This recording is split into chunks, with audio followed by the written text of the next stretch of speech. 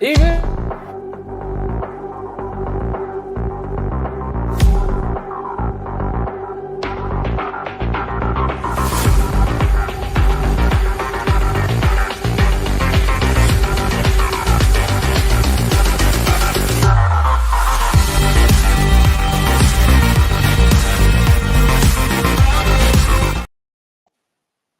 And good evening, sports fans around this big, beautiful blue marble we call Earth, in whatever city you may live in. Welcome to episode 196 of the VWU Sports Podcast. I am, of course, the owner and founder of the bar, Mr. Jacob B. You can call me Tape Snake JB, doesn't matter what you call me. Just don't call me late for dinner. I am being joined, as always, by my co-host and Marquise, first and foremost, Mr. Brandon C. This postseason in baseball, I think something's expected here.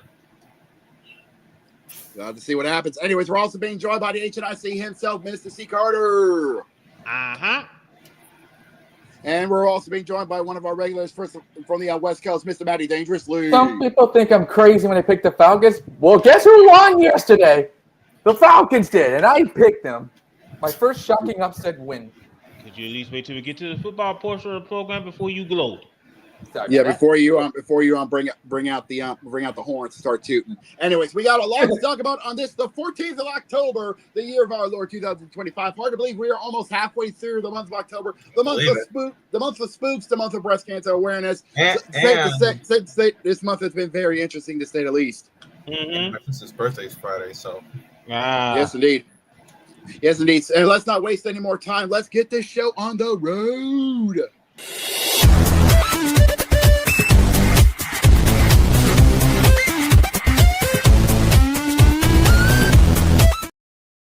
Yes, we're kicking things off as we continue our march to the Fall Classic. It's safe to say the postseason has been very interesting. Hold off on that, Jacob. Before we discuss the postseason, I do got some news.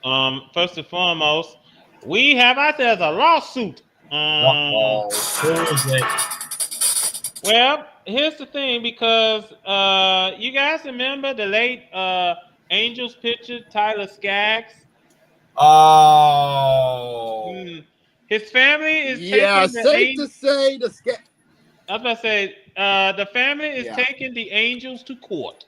bring out because their lawyer is arguing that the Angels should be held responsible for the drug overdose death of Tyler Skaggs, because the team failed to follow its own drug policies and let an addicted and drug dealing employee stay on the job and have access to the players. That's the lawyer's argument.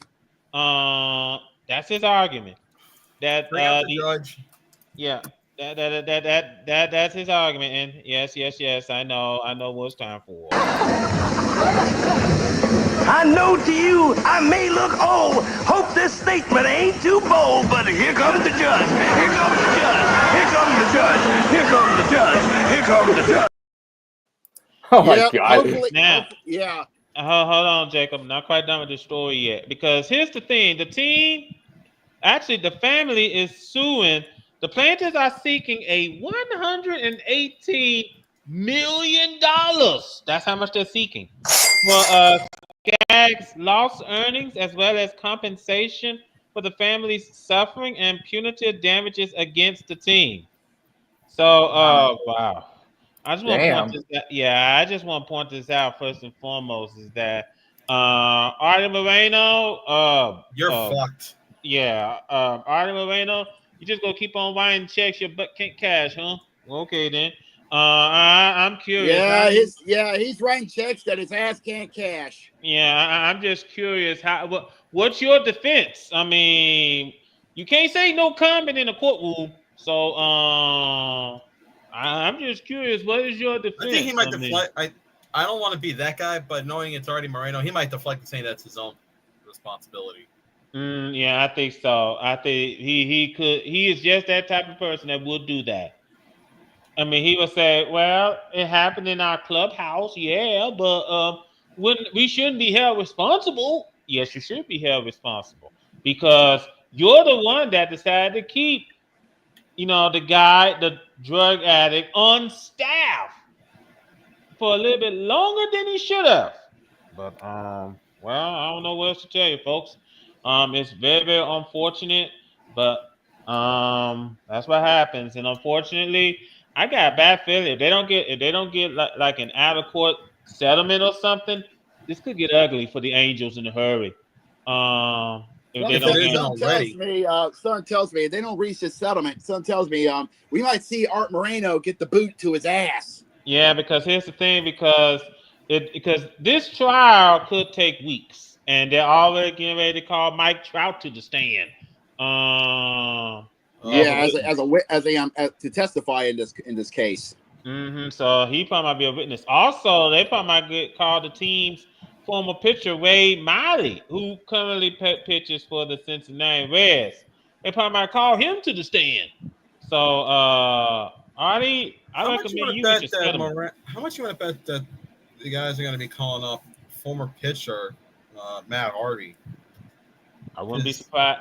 I wouldn't be surprised if they do that, Brandon. I would not be surprised because this is going to be one ugly lawsuit.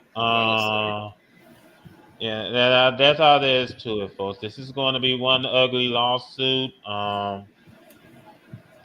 honestly don't know what else to tell you other than that. Now that that's out of the way, we can go ahead and focus back into the postseason. Well, we do have some more news to bring in. Before we even think about going to the postseason. We do have some more news to come in. We do have some news going into San Diego, believe it or not. Yes. The Padres had just put up a help wanted sign. Yes, because their former manager. I say that because it's actually happened. Mike Shildt has decided to. Mike Shildt. Shildt. Yeah. Thank you. Mike Shildt has decided to retire following the Padres wild card exit after this year's run. I just want to point this out because he said that he was burnt out from coaching this team. Gee, I wonder why. He said he was completely burnt out and he's completely exhausted. So he just said, you know what, I'm done. I'm pretty much done as much as I can with this team. I'm done. I'm ready to go back and spend some time with my family. So I could see him doing that.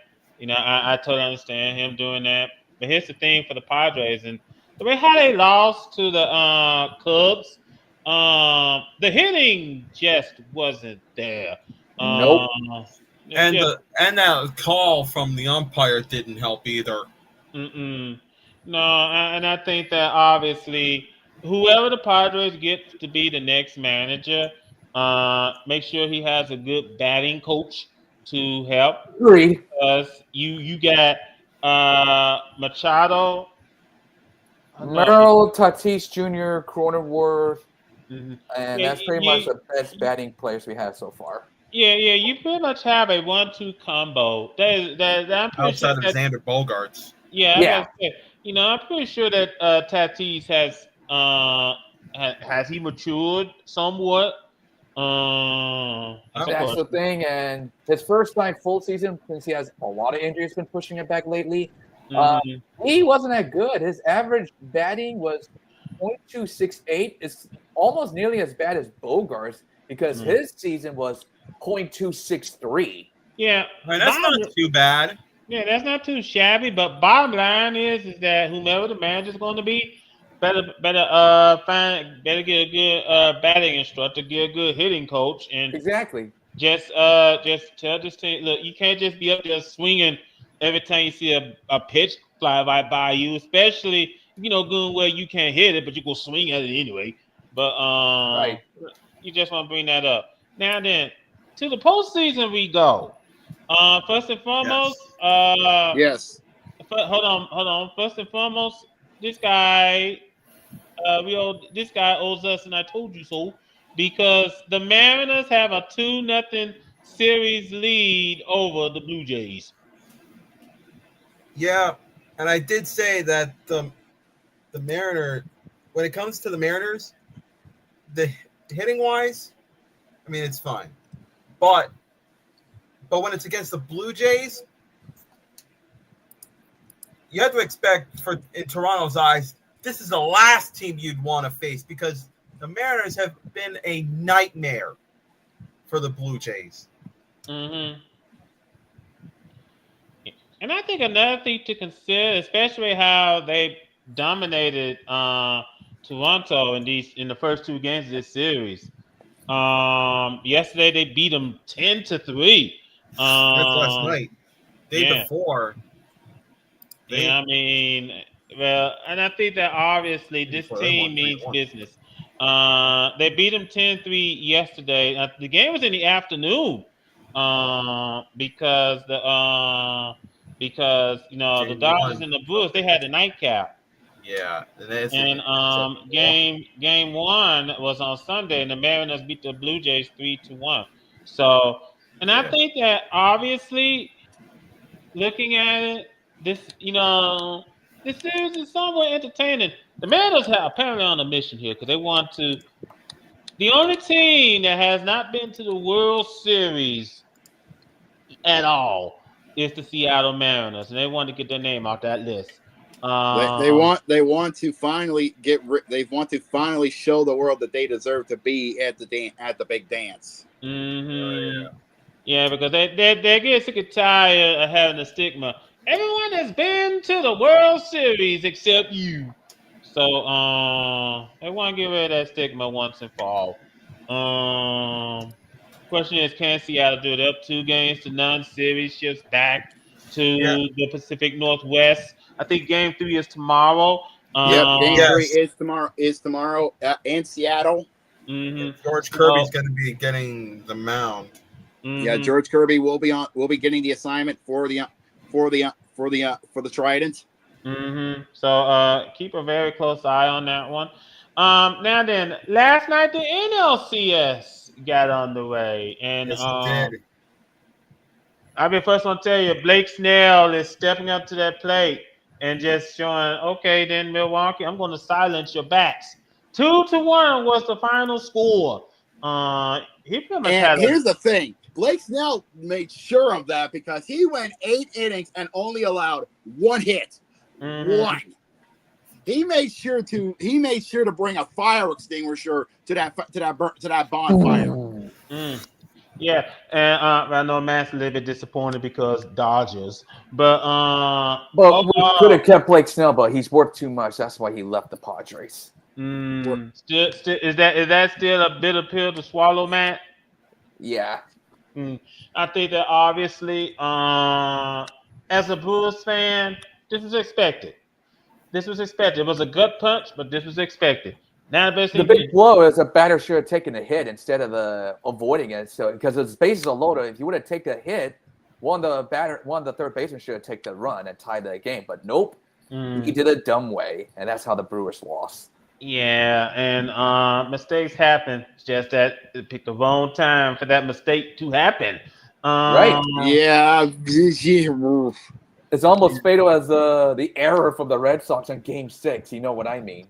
Yeah, I think that. Trust me, if Gehrig was here, the phrase "it goes to Buckner." Yeah. Still. Oh God! The haunting of '86. Yeah. Yeah, I'm pretty sure that image is still burnt in every man. It goes to Buckner. Here comes Knight, and the Mets win it. Mm-hmm. You got one job to do. Yeah, but let's get back on track. All right. I just think that obviously you gotta pick up the pieces here. You can't dwell on what happened last night. You gotta shake the cobwebs off. Because Game 2 is tonight. Yeah. Can they do that against Yoshinobu Yamamoto? Oh boy, that is a complete toss up. The last thing. Yeah, you got hold on, Jacob. I just want to bring this up. Last thing Brewers want to do is go back to Los Angeles. Go to Los Angeles being down 0-2. Because they go to Los Angeles being down 0-2. This series is over. Yeah, if you go behind the 8 ball, there's gonna be some brooms waiting in at Chavez Ravine. And I'm pretty sure there's already some booms waiting for Toronto over at T-Mobile. Oh boy. Yeah, So, but yeah, as stated tonight at Miller Park. I know it's Great American Family Field, but Well, I like that whole name. I got it. But yeah, but safe to say, Milwaukee needs to wake up because Yamamoto's going to be on the mound for the Dodgers, but they need their boy Freddie Peralta to step up to the plate and shut down Showtime and Freddie Freeman to make sure to even up the series. Now then, we're staying in the sport, but we're going to throw a little bit of banana into it. We got some awesome news for Banana Ball. They just wrapped up their inaugural Banana Ball League season, believe it or not. Yeah, the party animals shut out the firefighters 4-0 to win the Banana Ball Tour Championship.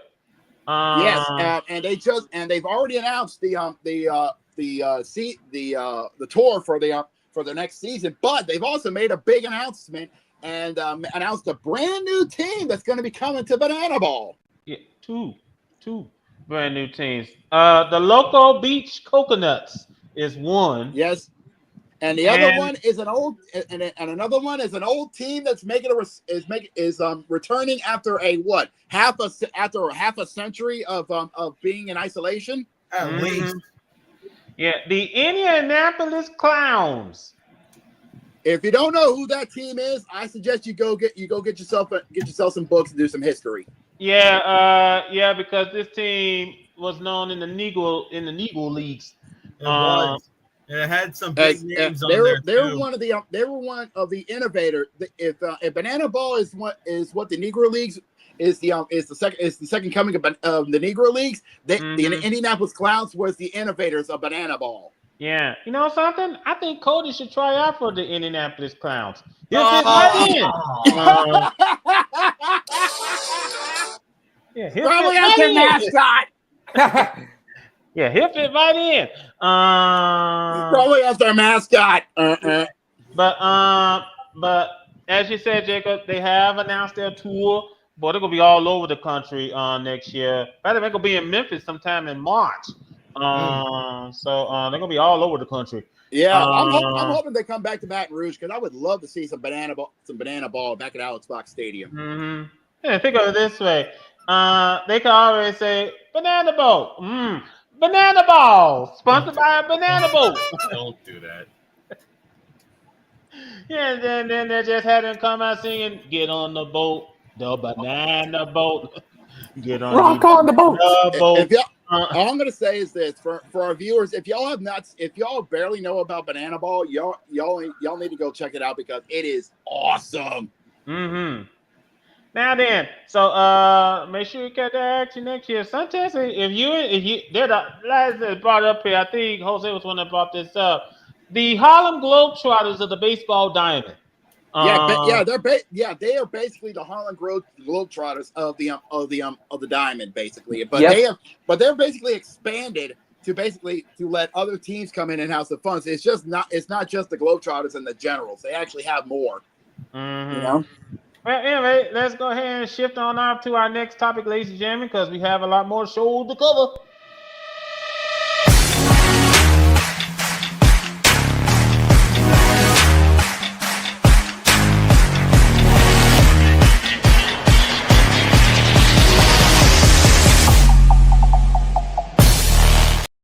Hockey!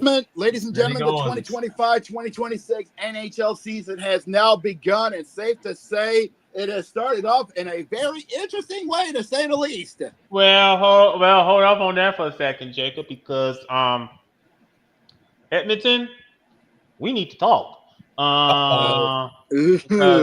Last week, as the season got underway, last week Edmonton had a 3-0 lead, and it went up in smoke. Don't tell that to Hawko. Yeah. Edmonton had a 3-0 lead midway through the second period. There was a 3-0, and then Calgary scored 2 goals by the time that period was over, Then they scored the game tying goal in the third. Nobody scored in the overtime period, and then went right straight to shootout. And Calgary won the game 4-3. Edmonton had a 3-0 lead and just went up in smoke. That just goes to show you. But I mean, what part of keep your foot on the fucking throat does anyone not understand? That's a very serious I feel like haircut. I feel like it's more like an obligation instead of a rule. Yeah, just to blow every lead under the sun. Yeesh. I just want to go ahead and bring that up. Now we do have to take a trip to General Hospital because Brady Kachuk is going to be out for about a month. Jeez, what was the injury? It's an injury to his right hand. Rather he injured said hand yesterday when he was cross-checked by the Nashville Predators defenseman Roman Josi early in the first period and went awkwardly into the boards. And he finished out the 4-1 loss, but he didn't always look comfortable, which is totally understandable. He injured that hand.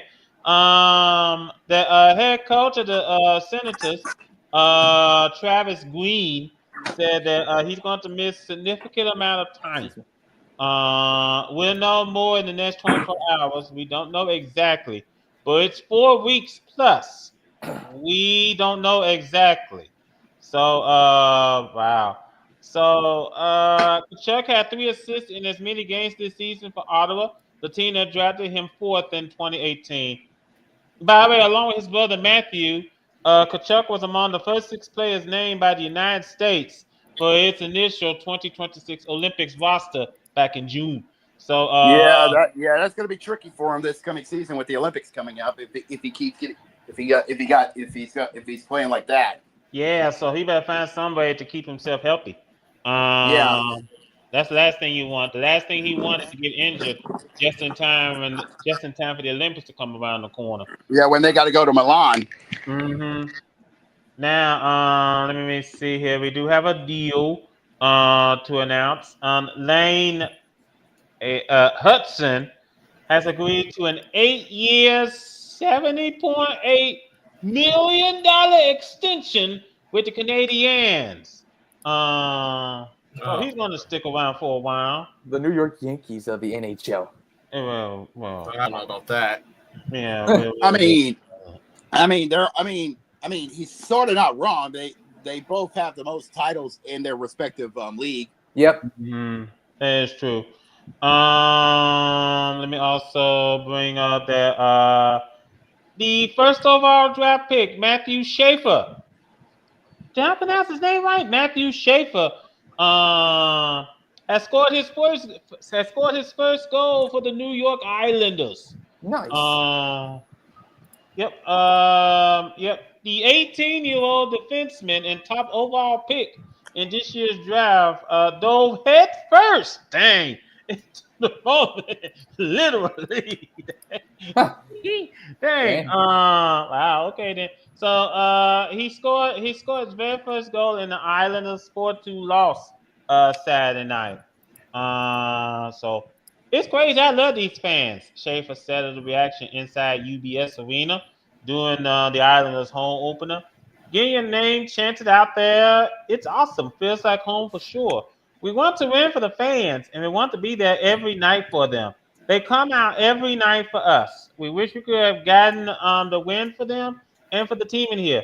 We're going to keep working towards that. You know something? I just want to point out that Schaefer, buddy, You got a lot of shoes to fill. All I say is good luck. Yeah. Also, buddy, the only person I think who could get away with diving head first would be Bobby Orr, and that's been a long time since the 1970s.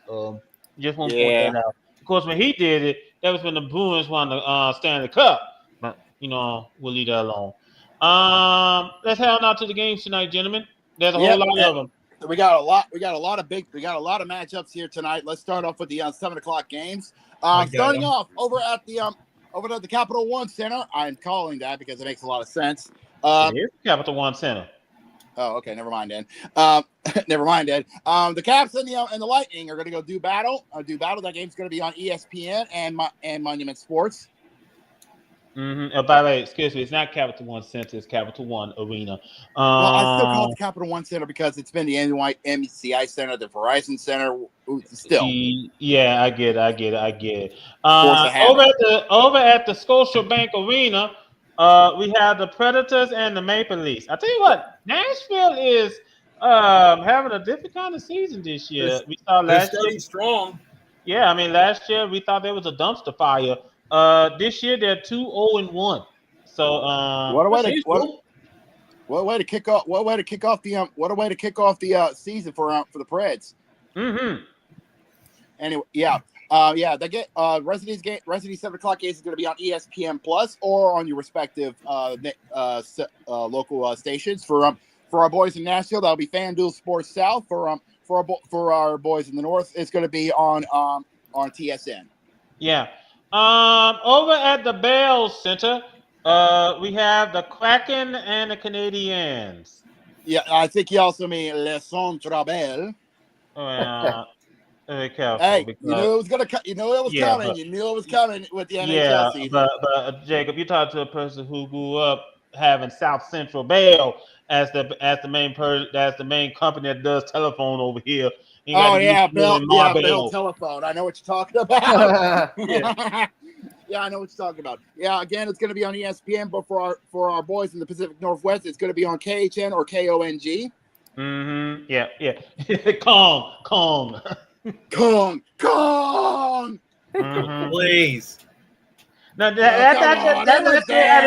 hold on. That's exactly how they want their station to be called. Kong. That's how come they call it. Yeah, it is. Yeah. Because the company that owns that station also owns their sister station, KING. So it's figured King. Well, there we go. Nothing on me. Anyways, rounding out the 7:00 games at the world's most famous arena, it is the Edmonton Oilers going up against the New York Rangers. Ooh, spicy game. Yep. That game is like I said, that game's going to be on ESPN Plus, but for our local boys in Manhattan, it's going to be on the MSG network. And also King Kong. There you go. Now, meanwhile, over at the Scotiabank Saddledome, we have the Golden Knights and the Flames. Ooh. Up in Calgary. Yep. Now, let me also bring this that up. Game, like I said, that game is also going to be on ESPN. Yeah, let me just bring this up real quick because, we all brought up about the Saddledome getting ready to get replaced soon. So probably like in a year or two, we got to say farewell to the Saddledome. Jamal this year. Yeah, that one saddle's about to be replaced with a new barn as we welcome in the Savage. I think Calgary Wranglers. Yeah, that saddle's about to. It's the AHL affiliated farm team of the. Yeah, the Calgary Wranglers. Mm-hmm. I think they're gonna share it with. They also have they also have a minor junior hockey league team in there. Yeah, I was just about to say that. Yeah, the Calgary Hitmen of the Western Hockey League in the CHL. Mm-hmm. Now then, over at the American Airlines Center, we have the Wild and the Stars. Wild Stars. The ESPN doubleheader. That'll be at 9:30. Mm-hmm. Now then, over at the Shark Tank, the SAP Center at San Jose. For those who have no idea, we had the Carolina Hurricanes and the San Jose Sharks. Oh joy, Carolina! Here we go. Yep, that game is also going to be on ESPN Plus. But I got to go back up a little bit for our Vegas boys. If you wondered where you're going to find out locally, it's going to be on SCRI for our boys in Vegas or Paradise, depending on who you ask. SCRI and for our boys SCRI. That's how it is in Vegas. Must be their network. Go ahead. Yeah, Jacob. they're weird. Anyways, but for the Hurricane Sharks game, that's going to be for our local boys. It's going to be on NBC Sports and FanDuel Sports South. I think it's fair to assume that the locals, at this point, pretty much all of them have ESPN Plus at this point. So there's no need for us to tell them what network to go to. Probably They they haven't probably got their TV they probably guide. They have, yeah unless they they have haven't their cut the own cord. TV guide, sure. Now, over at the Yeah. Honda Center, to close out tonight's festivities, over at the Honda Center, we got the Penguins and the Ducks. Ooh. That's at 10:30. That's also on ESPN Plus to round out the festivities. But for our Pittsburgh boys, it's going to be on Sportsnet Pittsburgh, or on KTTV or KTTV, and for Anaheim, and also on Victory. Go Ducks. Hold on, wait a minute. This is going to be a hard habit for you to break, will it, Jacob? Yes. Who's this hockey team? Yeah, no, him keep on saying, for our local boys, just go this station, go that station, or go this station. Look, Like I said, they haven't got a guy. I see, Carter. Look, a lot of people haven't cut the cord yet, so give them a break. Yeah, I know. Some of them haven't cut the cord yet, and not everyone has gone out streaming. But Yeah, the streaming is growing lately. They can't afford, and they can't afford to stream. So at least I'm trying to help. Yeah, for those who don't You can have go to the TV. bar and watch your favorite sports team. Yeah, I said for those who don't have their own TV guide, sure, I can understand the reason. Now then, let's go ahead and share focus here. Enough of the comedy. You can come here for the comedy. We're gonna stay indoors, but we're gonna switch out the surface area. We're gonna switch out from the ice to the courts.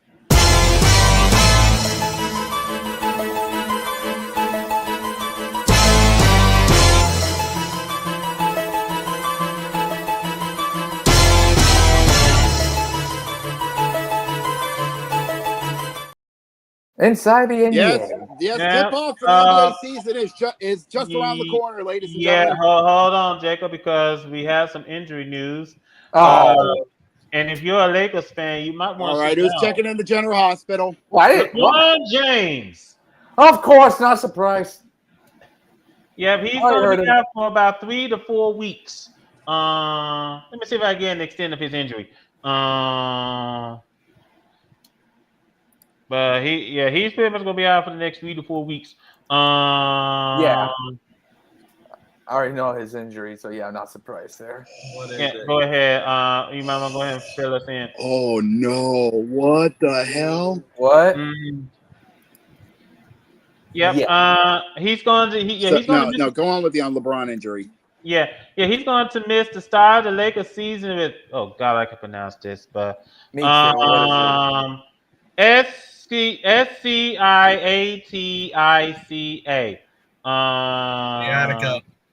Yeah.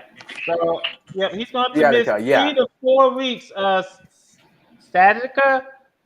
Yeah. Sciatica. Yeah. Yeah. So he's going to miss the first 2 preseason games, and he has yet to participate in full practice. Wow. So he says, head coach JJ Redick described as nerve irritation in his glute. Mm-hmm. Basically, sciatica nerve issues. My late mother, may she rest in peace, had that same issue. Damn. Oh, is that where the old no came from, Jacob? What? I said, you were saying "oh no" for a second there. I thought was that the old no came from? Was that a different story? Different story. Gotcha. JJ Redick said that James is on his own timeline, so he is going to miss probably he says that he's going to probably miss like we said the full 3 to 4 weeks. There's probably bad news because the Lakers opening night next is against the Warriors. Is against Golden State. Yeah, that's gonna hurt. I have some news I just found out that came in from yesterday and from what I've been hearing from today. What's that? So Milwaukee is going to be coming up to a crossroads for this season because Giannis might be having his last having some issues with Milwaukee because he said, and I quote, he says, as soon as I leave the NBA, I'm going back to Greece because he doesn't want to finish his playing career with Milwaukee. Well, first of all, I don't think he's anywhere near the end of his career. No. He's like in his 20s No. and 30s. I forget his age, but he is. No, but I think he doesn't want to play. He doesn't want to play with the Bucks. Whoa, wait a minute. Whoa, you're Now, going now, too far. now you're pulling straws. Yeah. Because the Bucks just signed his younger brother to be on this team. So we pretty much got says a family affair here in Milwaukee. Oh yeah, his younger brother who won the title with the Lakers, and he later won the title with the Bucks. Love that story. Oh, Yeah. okay. Yeah. But well, so okay. Here's what he said. Hold on, Jacob. I do want to bring this up because he still got more years left in him. Yep. So probably like when he probably might get to his late 30s, then we can see him go play off. Here's what he said to Basket News, and I quote: "Excuse me. I'm 30 years old. I can play in the NBA until I'm 36 to 38. I like to end my career in a Greek team. Why not?" He said on Ant once to the Tonight Show. "I don't want to live in the U.S. As soon as I leave the NBA, I want to return home. I could end my career here. Whether this team is called Philadelphia Olympiacos, Panathinaikos, or Aris. I'm talking about all teams now." End quote. Yeah, but I think the fact of the matter is that let's see how long he's gonna stay in Milwaukee first, because who's to say because I don't know how many he got, like what 2 years left in his contract before become a free agent. And then we'll see what happens from there. I think, but I think it ends like 2028, depending on the player option. Ooh, this is gonna hurt Hit Kid. But this just came to our desks. Apparently, the Knicks were interested in signing Jason Kidd. Sorry, but that ain't happening because Dallas has extended Jason Kidd's contract to a multi-year extension. I don't think Kid would care about Jason. Yeah, they just got Mike Brown as the head coach. Give him another chance. Mike Brown would do something right for the Knicks. Yeah, and secondly, where you get your news from? Yahoo. Oh, well, that's Yahoo. Where do you think I get all my stuff from? Yahoo Sports. Usually like you just from the street. Yeah, you get your source from the street, and the person you get your source from has a sign that says "Do trust me." But funny. Yeah. Now, let me go ahead and bring this up while we're here. South Carolina's coach Don Staley has said the NBA might not hire a female head coach in her lifetime, which is totally understandable. Yeah, but it would be cool. But she says she hopes she's wrong, which would be awesome, honestly. Yeah, I mean, it would be. To be quite honest, I want them to see someone see them break the barrier. Mm-hmm. I mean, it happened in the NBA G League, so why not let it happen here? Possibilities are endless. Just give it a chance. Now, as we said, the season, starts next Tuesday. That is when the NBA season officially gets underway. Oh boy. Next Tuesday. Yep. And next Tuesday, these are the games. And by the way, both these games will be on NBC and Peacock next Tuesday. NBA on NBC is back. Mm-hmm. First and foremost, the first game is going to be at the Paycom Center, where the Thunder will get their rings. And they're playing against the Houston Rockets. Well, that's the one thing Kevin Durant will be seeing in first and last. Oh boy! Watching his own team that he left finally won the NBA title. Yeah, he'll be watching and be green with envy. But hey, some odd reason he's always the Robin, but never the Batman. Nope. Or a fourth option if you want to go by his time with the Warriors. Yeah, well, true. Yeah, because I forgot that Klay Thompson and Draymond Green was over there during that time. Now, speaking of the Warriors, The second game is going to take place at the Crypto.com arena. Yeah. Also, then You're right, Jacob. that name is gonna that name is gonna haunt me forever. Fucking Yeah. I know how you feel. I cryptocurrency. still miss that Mhm. old name. Yeah, the Staples Center. Yep, classic. But at the Crypto.com arena, we have the Warriors Yeah. and the Lakers. Pretty mixed about that game since LeBron's not going to be in there. Yeah. God. But we still got the likes of Luka Doncic. Yeah, And I still trust these other players. Yeah, time for somebody else to step up. Because I'm pretty sure JJ Redick has his team set and ready to go. I mean, remember last year they did win the Pacific Division, but they got knocked out of the playoffs by the Timberwolves. Yep, pretty bad. Yep. And so I'm pretty sure that Lakers fans would love to forget what happened there. I mean, that's all there is to it. All right then. Well, I think there's. Oh yes, we did bring up Sunday that we did congratulate the Aces on winning the WNBA championship, sweeping the Mercury out the door. Yep. Third ring in 4 years, believe it or not. Mm-hmm. Now then, now comes the hard part. Find some way to reach a CBA between the WNBA and its players. Because the deadline. Yeah, the deadline is coming up on October the 31st. They got let's see, 17 days. They got 17 days to reach it, or else we could see the death of the WNBA. Yeah, I often say as we bring in Gurrick, give me a second. There you go, perfect timing. Yep. Give me a second, Gurrick. Now, Lord knows you can't rely on the WNBA commissioner to get that job done for you. Nope. That is true. Especially after. Hold on, Jacob. Silver to say you're doing your job wrong. That's when you know you're fucking up.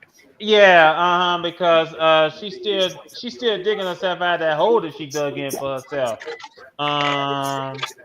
Now I did see a deal over on Facebook that probably some kind of agreement that Tom might reach. It's like they want to raise the minimum of how much a WNBA player can get, and at the same time raise the maximum. So they want to raise both the ceiling and the floor. At least, I mean, that's a start, honestly. Mm-hmm.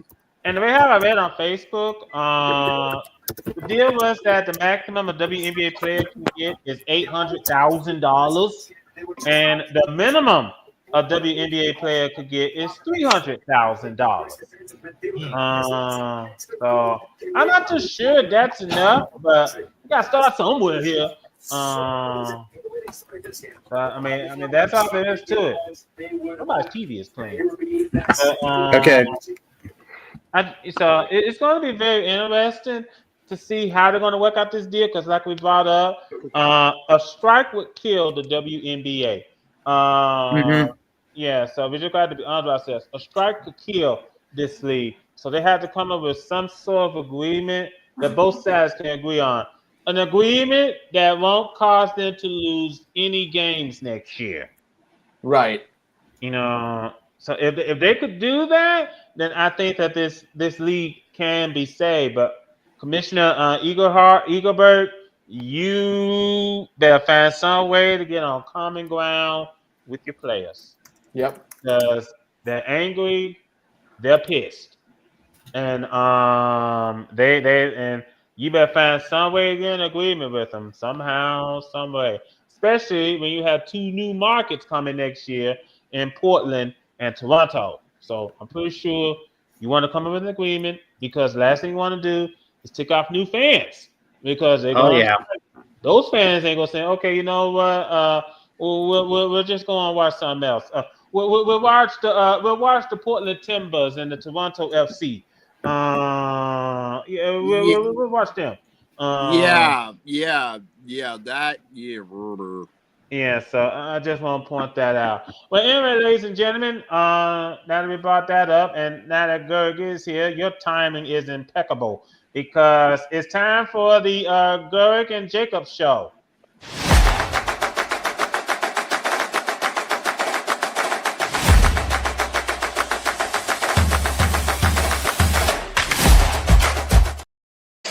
Premier League is back.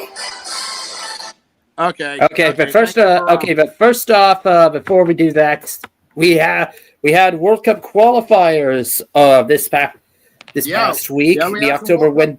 We had some World Cup qualifiers happen, and we had some interesting ones that happened over international break. So we had let's see, 2, 3, 4, 5, 6, 7, 8, 9, 10, 11 new nations make the World Cup. Make the World Cup for next summer. So the big one to really note, Cape Verde, a nation of about 500,000 people, one of the tiniest nations in Africa, is making their first ever World Cup, and you just really love to see it. It's so great. Nice. Now, Yeah, it would be. I know something. It would be interesting if they won the World Cup next year. Yeah, I don't think that's happening. Yeah, I'd unfortunately. love to see that happening, but it's not going to happen. Yeah. But it would be interesting, like you said. As much as we would love to see a small country do the impossible and knock it out, take it all the way and win it. Unfortunately, the bigger countries kind of have their way with the World Cup because of two things: money and talent. Well, that's just what happens when you have a monopoly in the sport. Yep. Yeah. And also, we have three African teams that made it in for the first time in a long time: Algeria, South Africa, and Ivory Coast. Over a decade, those three nations have been in. I remember Ivory Coast. Nice. And then we also have some rather new. Yeah. Okay, actually, I miscounted. It was actually 10 that came back. Yeah. Hold on. So Egypt. Hold on, Greg. Every time I see Ivory Coast, it kind of reminds me of Ivory Soap. I'm sorry. Ivory Soap. So Egypt, Ghana, Qatar, Saudi Arabia, and Senegal all in, as well as England. And I can just hear the "It's Coming Home" songs just being sung right now. The typical English song of anything to do with their country in any type of international tournament. It's coming home. Don't do that. Yeah, I can just see it now. It's coming home. It's coming home. Watch us fall in the semifinals. Oh my god. Watch us choke in the semifinals. They'll be lucky. So, it would be funny if they actually got knocked out in the group stage, like in 2014. Yeah. Let's go ahead. Let Barry get through because we're about 12 minutes away from him. Yeah, we're gonna. What's up? Since the qualifiers have come and gone, international break is now over. The Premier League is about to get back in action. Their train has done for their break, and they're about to get ready to get back to work. Excuse me. Yeah. So kicking off on Saturday. First of all, in the early window is Nottingham Forest against Chelsea in a rematch of what was the final game of last season where there was Champions League implications. This season, not gone so well for Forest. Nope. It's been Forest, pretty bad. I think that rush they had from last year of making it into the top 5 and going to the Champions League has finally has finally went away, and they're starting to feel the hangover. That's also what happens when you fire your head coach that was doing pretty well and replace it with Ange Postecoglou.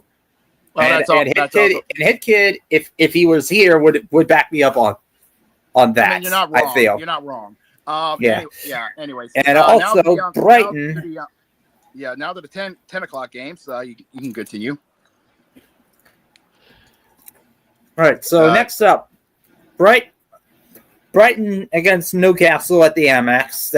Yep. The Seagulls and the Magpies will be doing battle. Both of them have the same record at 2 wins, 2 draws, and 3 losses.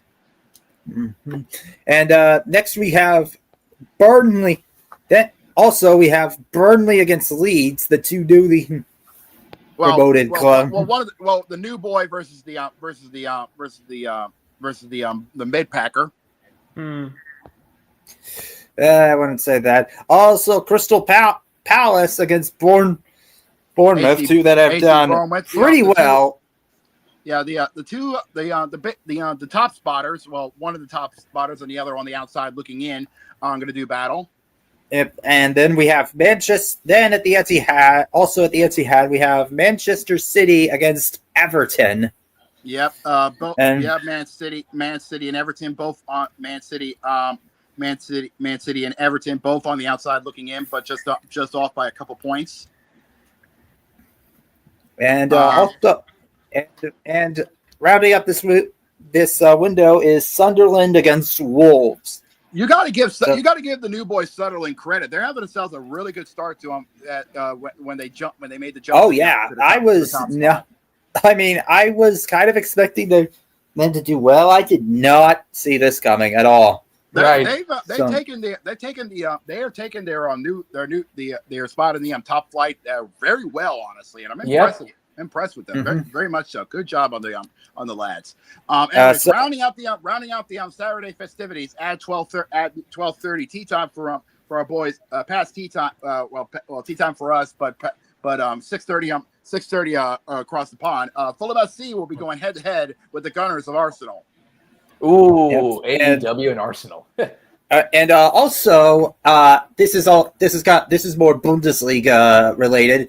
Der Klassiker happening at the same time. Bayern Munich and Borussia Dortmund at the Allianz. In case for those curious over there. If you don't know what their Klassiker is, both me and Gura can. It's the big rivalry between the two biggest clubs in German football. This, look up Copa 90 and look up Derby Days, because I do believe they did one about their Klassiker when they went to Germany, and they do really well. They really dive deep into the history of the rivalry itself, and they really go well with it.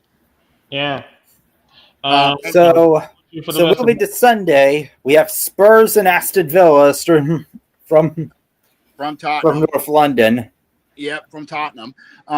And then rounding out the weekend festivities over at Anfield, Liverpool will go head to head with the Reds of Man United. Man, good luck. Oh God, if we do not win this game after coming off 3 straight losses, if we don't win, especially convincingly, I am raising every red flag I have. Because this is really ridiculous. If we lose to this on Sunday morning, Hicket's going to be on our ass. Yeah, you guys. You have no idea. Oh no! And then rounding out the table. Rounding out the weekend, West Ham and Brentford. Yep, the Hammers and the Bees will battle to round out the table on Monday afternoon, 3:00. For 3:00 on the East Coast, 8:00 across the pond. And also this weekend is the final day of the MLS regular season. Yeah, the Eastern Conference is pretty much locked up. All they have to do is seeding. Yeah, the Western Conference is a different story. Yeah, so the Western Conference, the top 7 have been locked in. All that's needed is the wild card. All the wild card matches. Yeah, the wild card is where things get a little bit murky. Yeah. So the ones with the advantage, I'm just going to say it right now, are FC Dallas and Real Salt Lake. The Colorado Rapids and San Jose Earthquakes, they would need to win, but they would also have to have some of the other teams lose. They would need outside help to punch their team. The thing is, 3 out of the 4 teams that I mentioned, they're facing tough opponents. Dallas has to go to BC Place in Vancouver. Yeah, take on the Whitecaps. The Rapids host LAFC. Yep. the Earthquakes host Austin FC. Yep. And Real Salt Lake, they have a relatively easy schedule. They're against St. Louis. Yeah, St. Louis FC. St. Louis FC, I mean. Yeah. So yeah, safe to say a lot can happen on the final day for MLS as we get set for the MLS playoffs coming up very soon. So as finally, look who finally decided to get his butt over here is the Hoosier man. All right, hold on, Jamie, because we got to move swiftly on here. But before we do, like you guys brought up about the MLS. As you guys said, is this the final game of the season? Yes. Final game of the regular season. Yes. It is called Decision Day. This is Decision Day. We're gonna find out who's gonna be dancing in the playoffs and who's gonna be watching it from their homes with a good bowl of popcorn and some wine, basically. Now then, before we change topic, did we just hear the breaking news, Matt? No. No. No. I thought someone hit the breaking news. Nobody hit it. We're good. All right. On that note, and by the way, since Gerg is about to leave us in a few minutes, thank you for joining us, Gerg. Thanks for coming in, Guru. Thanks for coming, Guru. All right. Hopefully we'll see you on Sunday. All right. See ya. All right, then let's go ahead and head on to our next topic.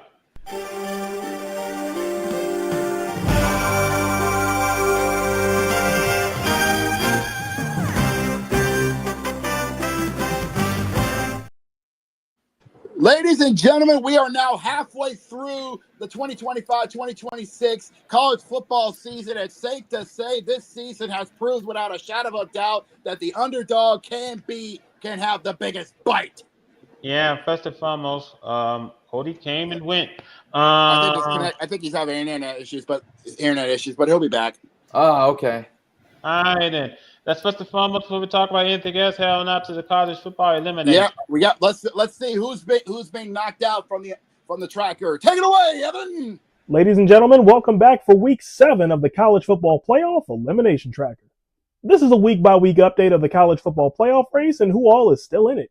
For anyone that might be new, these are the rules. For a Power Conference team, it's 3 losses and you're out. For a Group of 5, it's 2 losses and you're done. A Power Conference team losing to a Group of 5 is not instant elimination. Only thing that is a loss against an FCS opponent. And when a team is eliminated, they do not come back. We got it? Let's go. So with all that being said, we started the week with 64 teams in the hunt for the College Football Playoff. Let's see who bowed out in Week 7.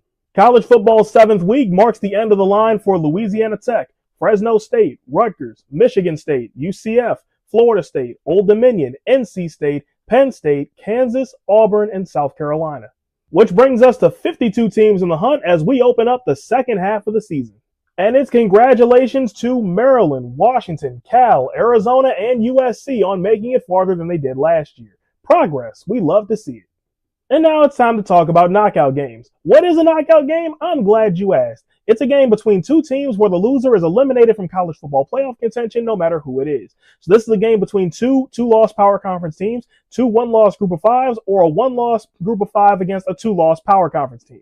With that being said, we only have 1 knockout game on the Week 8 slate, and it's TCU versus Baylor. But now let's go conference by conference and look at the 52 teams still in the hunt for the college football playoff.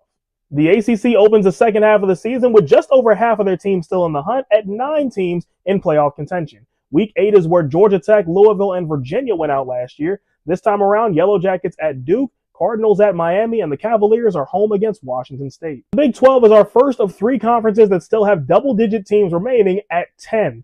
Week 8 is where Utah went out last year. This time around, the Utes are at BYU, so big rivalry game there with college football playoff implications. If you're looking for the conference that has the most teams still in the hunt, that would be the Big 10 with 12 teams remaining. Week 8 is where Iowa and Michigan went out last year. This time around, the Hawkeyes home against Penn State, Wolverines hosting Washington. The SEC, though, is not too far behind at 11 teams still in the hunt for the college football playoff. Week 8 is where Oklahoma went out last year. This time around, the Sooners are at South Carolina. Now, it's been a couple weeks since the last time the American lost a team. They're still standing firm with their 5 teams remaining.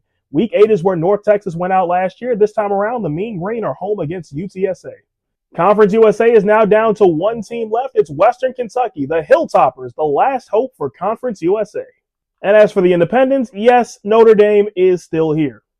That is correct. With the loss of Fresno State, the Mountain West is down to just 2 teams, San Diego State and UNLV. That's all that's remaining from this strong conference. And the Sun Belt is down to just 1 team too, and that's James Madison. The Dukes, the last hope for the Sun Belt. Week 8 is where JMU went out last year. This time around, the Dukes are home against Old Dominion. So, think your team's getting in? Let me know in the comments and hope they come back after week 8. But until next time, I'm the voice of Evan. Remember to always drink water and keep the vibes high. Good old Evan.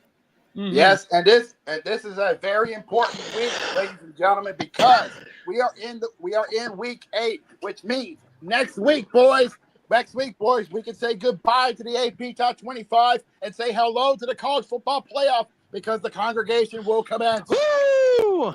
Well, first and foremost, I don't think we can say goodbye to the AP Top 25. They still do their Top 25, Jacob. Yeah, I know that, but that means we will. Well, their importance will not be anymore. Will not be that important because, as I stated, next week will be the importance of the college football playoff committee. Yeah. Now, we do have another firing. Oh, God. This is over at UAB. Trent Dilfer got his walking papers and got fired. This couldn't happen soon enough. Because this team they lost their 3rd straight game, 55-33 at Florida Atlantic. Jose, I just said something, guys. I'm taking a rest today. Enjoy, boys, and more importantly, Chiefs gonna Chiefs. So I'm not shocked about the end result.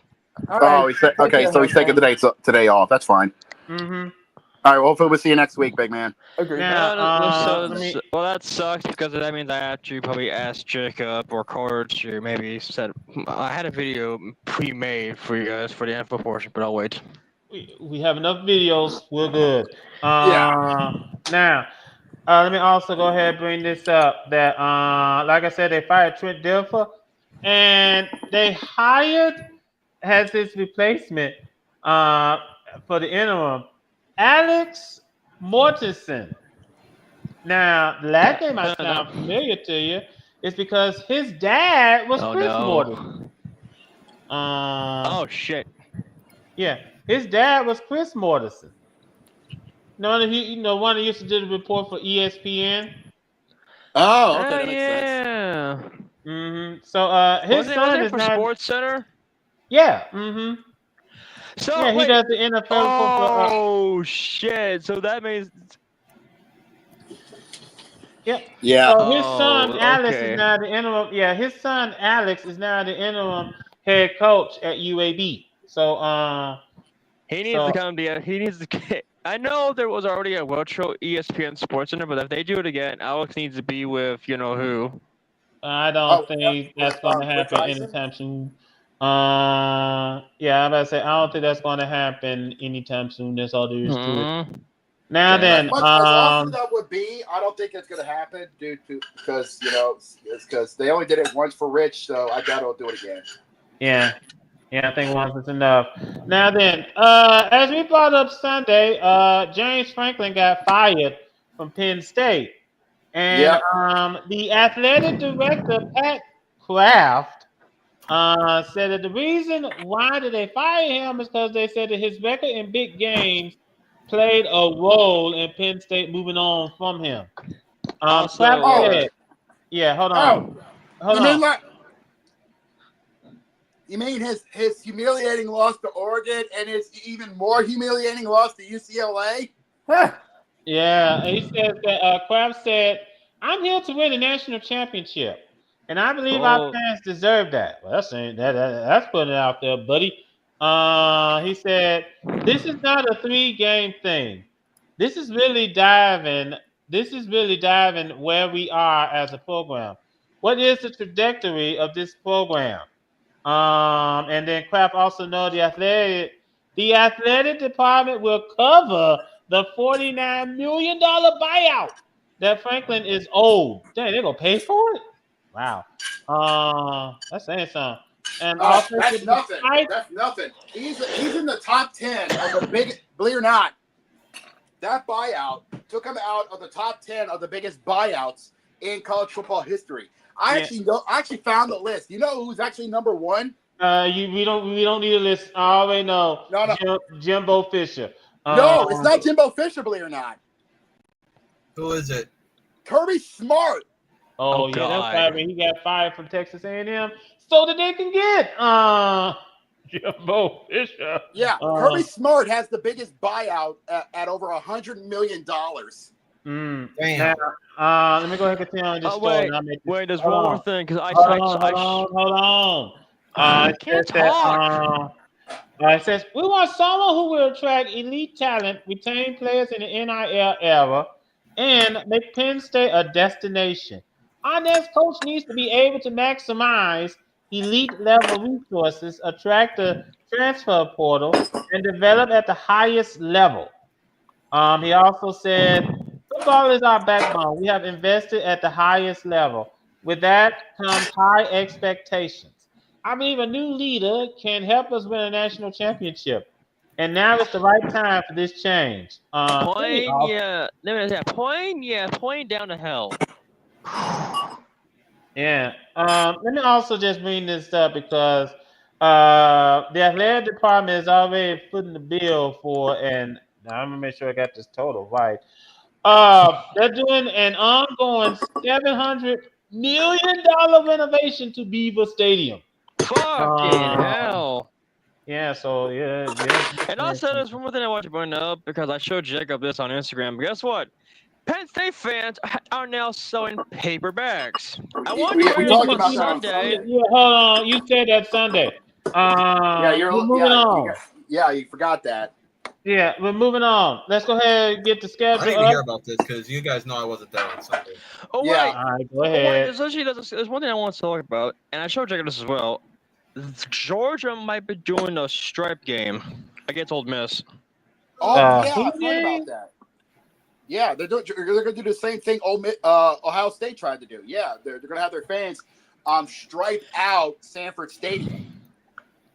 So how this is gonna work is has him like the third row is gonna have all black, first two rows are gonna have all white, and then the other the right is gonna have red. Yeah, the middle part. Yeah, middle part. I'm just gonna move on because I just don't care. Yeah, I'm sorry, I just don't care. Where's that song that says "I don't care"? Yeah. That's just a song that says "I don't care, I don't even care." I just don't. Now, let's go ahead and head out to this weekend's game. Starting out first in the top 10. First and foremost, Brandon. I'll go ahead and start. Because number one is my Ohio State. Number one is Ohio State. Yeah, still Ohio State at number one. But we'll start Friday. Starting off over on ESPN, we got Louisville and number 2, Miami. Wow. Okay. Yeah. Well. Good luck, Louisville. Yeah, it's gonna. Boys, and also forgot Ohio State's going to face Wisconsin. Hold on, Jacob. I got it. I just got back to my laptop. Yeah. Carter forgot about number 1. Ohio State. Louisville is 4-1. Miami is 5-0. You already did number 2, but y'all didn't do number 1.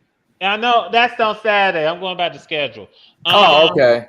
Yeah, later on Friday, we got number 25 Nebraska and Minnesota.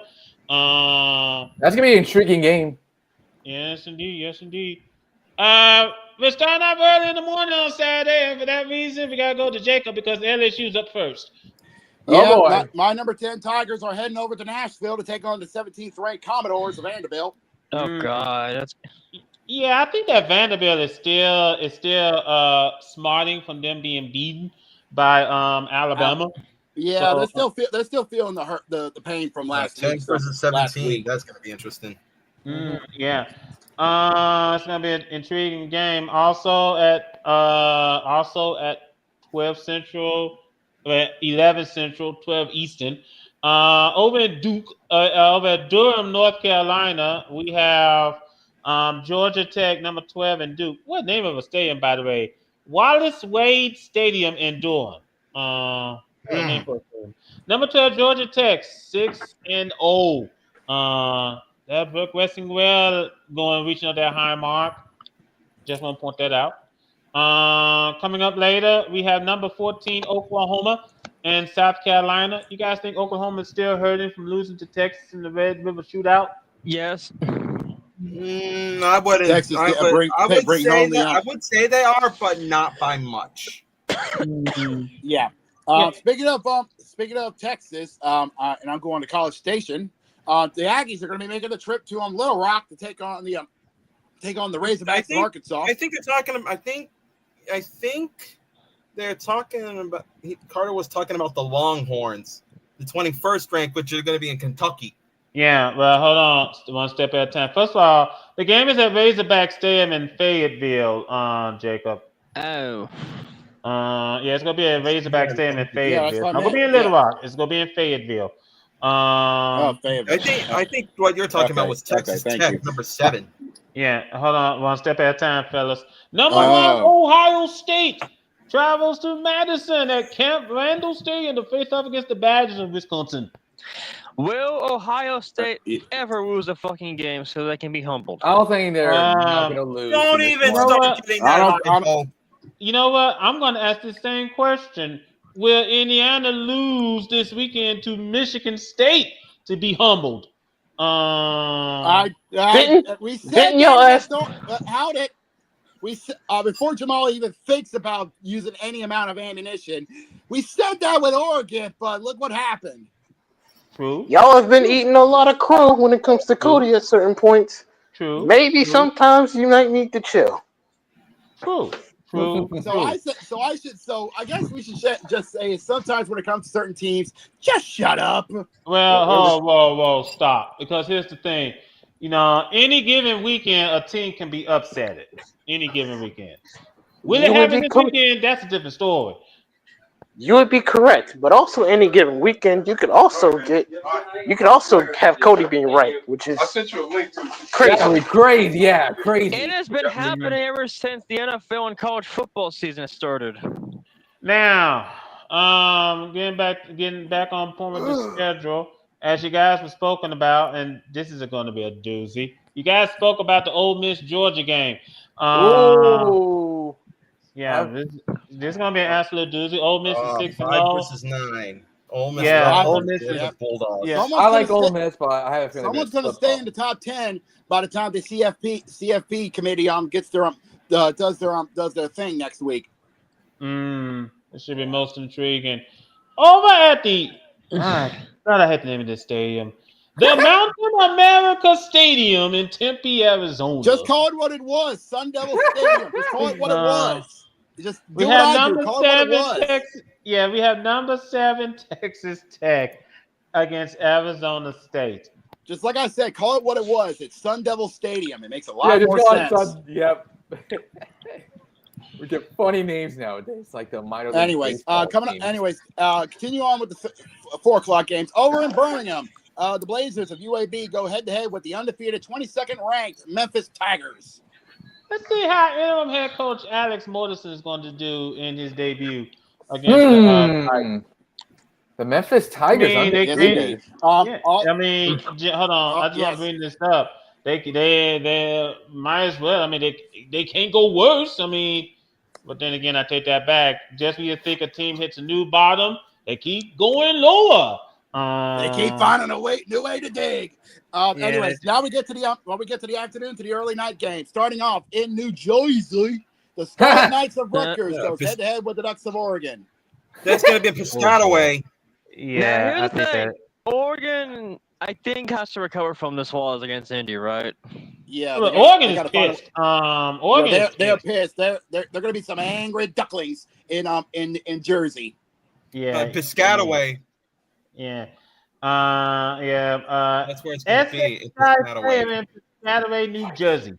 Jeez. Now, also over at Scott Stadium in Charlottesville, Virginia, we have Washington State and number 18, Virginia. Can they stay up? Can Virginia hang into the top 25 and show that they want to have at least a chance to make it in? before we get to the next game, I think there's something that my mind is remembering. There is something going on around the Belichick stage in the Carolinas, because I heard that the UNC is it UNC Charlotte? No, UNC. Hi, everybody. UNC wants to fire Belichick. Everyone give me a minute. All right, that's rumors. I'm not sure about that. Everyone give me a minute. Yeah. Now, hold on. All right, Hold on. First and foremost, Cody, Bill Belichick, I believe he said recently, rumors of him wanting to leave North Carolina are out of the question. Shit. Now, now, would the Tar Heels fire? Okay, now would the Tar Heels fire Bill Belichick this early? They suck. Why you might not come in games? They've won. They've won games. The problem is it consistent? He's trying to fix He's trying to fix a broken football system, because the UNC system isn't exactly known for football. Can everyone hear me? Yeah. Okay, I just have to do a refresh. I'm just getting a drink. I'm here to talk NFL. Okay, take your time. Yeah. Continue. I'm sorry. Yeah, let me go ahead and get through. I don't believe in that rumor. Oh boy, let's go, Kogoling. You can always count on us. Over at Kroger Field, we got number 21 Texas and Kentucky. Yeah, Kroger Field. That's a new one. Yeah, that's a new one. Dan, at 7:30, the first of the 7:30 games. I'm gonna do this one. I'm gonna do this one for Cody. It is the return of an old rivalry, but it's a legendary rivalry. It's the battle for the Golden Shillelagh, as the Fighting Irish of Notre Dame go head to head with the Trojans of USC. Classic rivalry game of them all. Let's go Irish. Okay, you don't want to talk shit about Notre Dame, but I think this might be their game to win. The Trojans are number 20. And the Irish are number 13. Someone's going to go down, and someone might be biting the bullet. Now, I got a question. Is Purdue having a bye week? I think so. I don't see Purdue on the schedule. Let me check. Yeah, because they had a rough loss last week. Yeah, I think they got knocked out for contention as well. So yeah. Over at Brian Denny Stadium in Tuscaloosa, we have number 11. Brian Denny. Brian Denny, that's the name of the field. No, my mind heard something else. My bad. Proceed. Yeah, Brian Denny Stadium in Tuscaloosa. We had number 11 Tennessee and number 6 Alabama.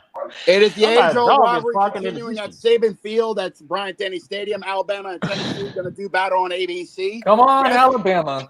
Yes, you heard me right. They actually named the field after Nick Saban. I wish I was kidding.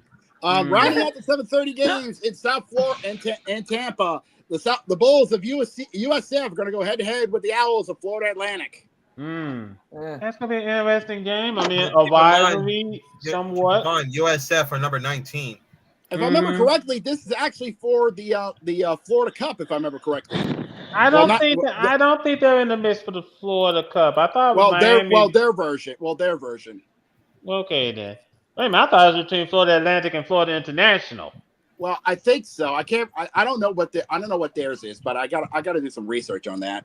Yeah. Coming up over at Jordan Hare Stadium in Auburn, we got number 16 Missouri in Auburn. Yep, that's the 6:45 game.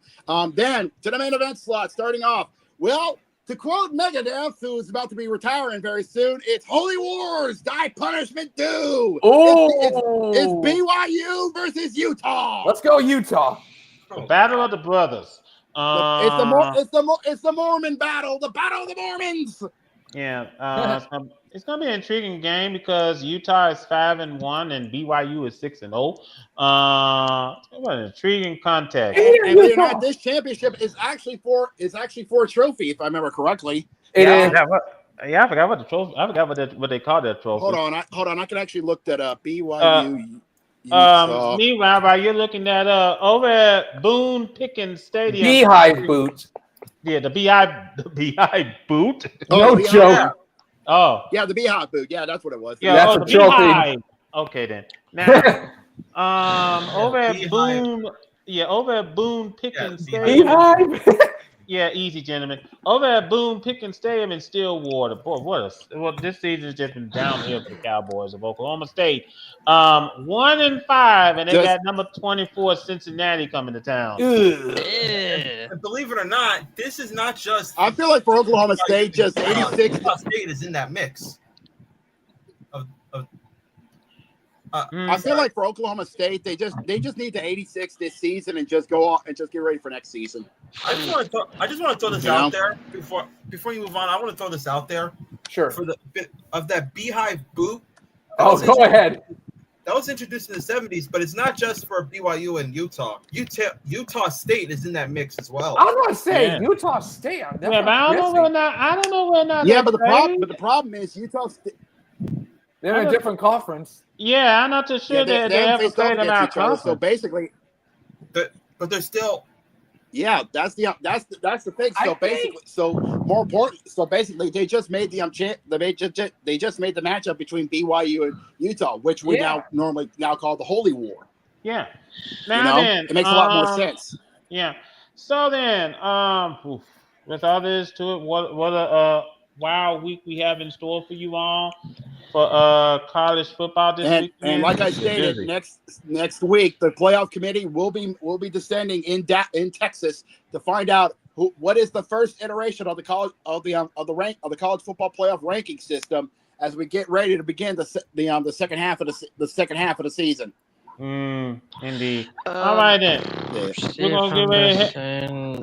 All right, let's get started. Okay. All right, then we're gonna get ready to head on out to the main event of these shows. So let's go and get to it.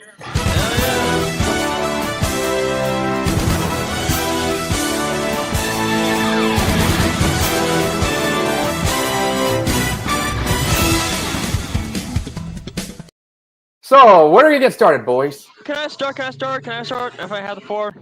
Go ahead. Go ahead. Let them have This the is floor. news, and I think this is important.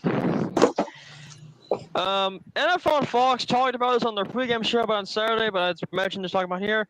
The Giants are bracing for a fine as the NFL and the NFLPA are going an investigation on the Giants because they interfered with protocol. Okay, man. We knew this. Hold on, time out. We knew this was going to happen because there was questioning why did Coach D-Ball went into the concussion tent. Yeah, that was a while ago. I remember. Yeah, right into the. That was not a while ago. That was the Eagles game. That wasn't that long ago. Yeah, I think that was on Thursday. That was Thursday night. Yeah, that was Thursday night football. I haven't heard an update today. I haven't heard an update if the Giants are going to get a fine, but if they do, it's probably going to be like after the podcast or maybe for something else. I'll be surprised if it is after. Yeah. I would not be shocked if they do catch a fine because you know how the optics of that is going to look when you go into the tent and you bring Jackson Dart right back out there when the concussion protocol hasn't fully been completed yet, and you know how the NFL is about this kind of shit. Brian Dable, you idiot! What are you doing? Now they could face a fine or suspension or draft picks taken away. More than likely, we're going to see fines. I think we're going to see some fines. I don't think taking a draft pick is a bit excessive. What are we on? Are we on NFL now? Yeah, we're on. I was talking about the Giants bracing a fine. What we're starting with? Well, we just started with the Giants possibly getting fined. Yeah. Over what? Over the Brian Dable going in the concussion tent. Brian Dable going in the tent and probably interfering with the concussion protocol with Jackson Dart. That's a fair fine. Yeah, I think. Yeah, I don't know what the nominees were for Dumbass of the Week, but there is. There were no nominees for Dumbass of the Week. There were none. Oh, I have an undisputed Dumbass of the Week. Oh, I gotta hear this. If we want to get off this, by the way. Yeah. All right, go ahead. Get the video out. Because I'll just go off. By the way, I have the top 5 currently of NFL teams, in my opinion, the 5 best teams in the NFL. Well, right now, hold on, one step at a time. Let me just also bring this up. while we're here in the neighborhood, because we got to talk about what happened on Sunday Night Football and Monday Night Football and to get ready for the upcoming week. But first and foremost, we do got to pay a visit to the injury demon. Okay, let's see what week 6 has in store for me. What do the NFL gods have against the 49ers? Please don't be bad. Please don't be bad. Please don't. I don't like the look of that ankle. Hey, have you seen my crochet needle? Oh my god! I hate it here. Yeah, that's a season ender. Swing back here in about an hour to grab your key. And I don't even get my key right away. It's only because we had to buy a new building to move all the 49ers players into because we were running out of space. This is unbelievable. Wait, yeah, no. The Niners, the Chargers, and now me. Well, you got a vendetta against California or something? Puka, this is what we call a sacrificial injury. I'm dead? No, it's just an injury sacrifice that your body makes to propel you to superstardom. Oh.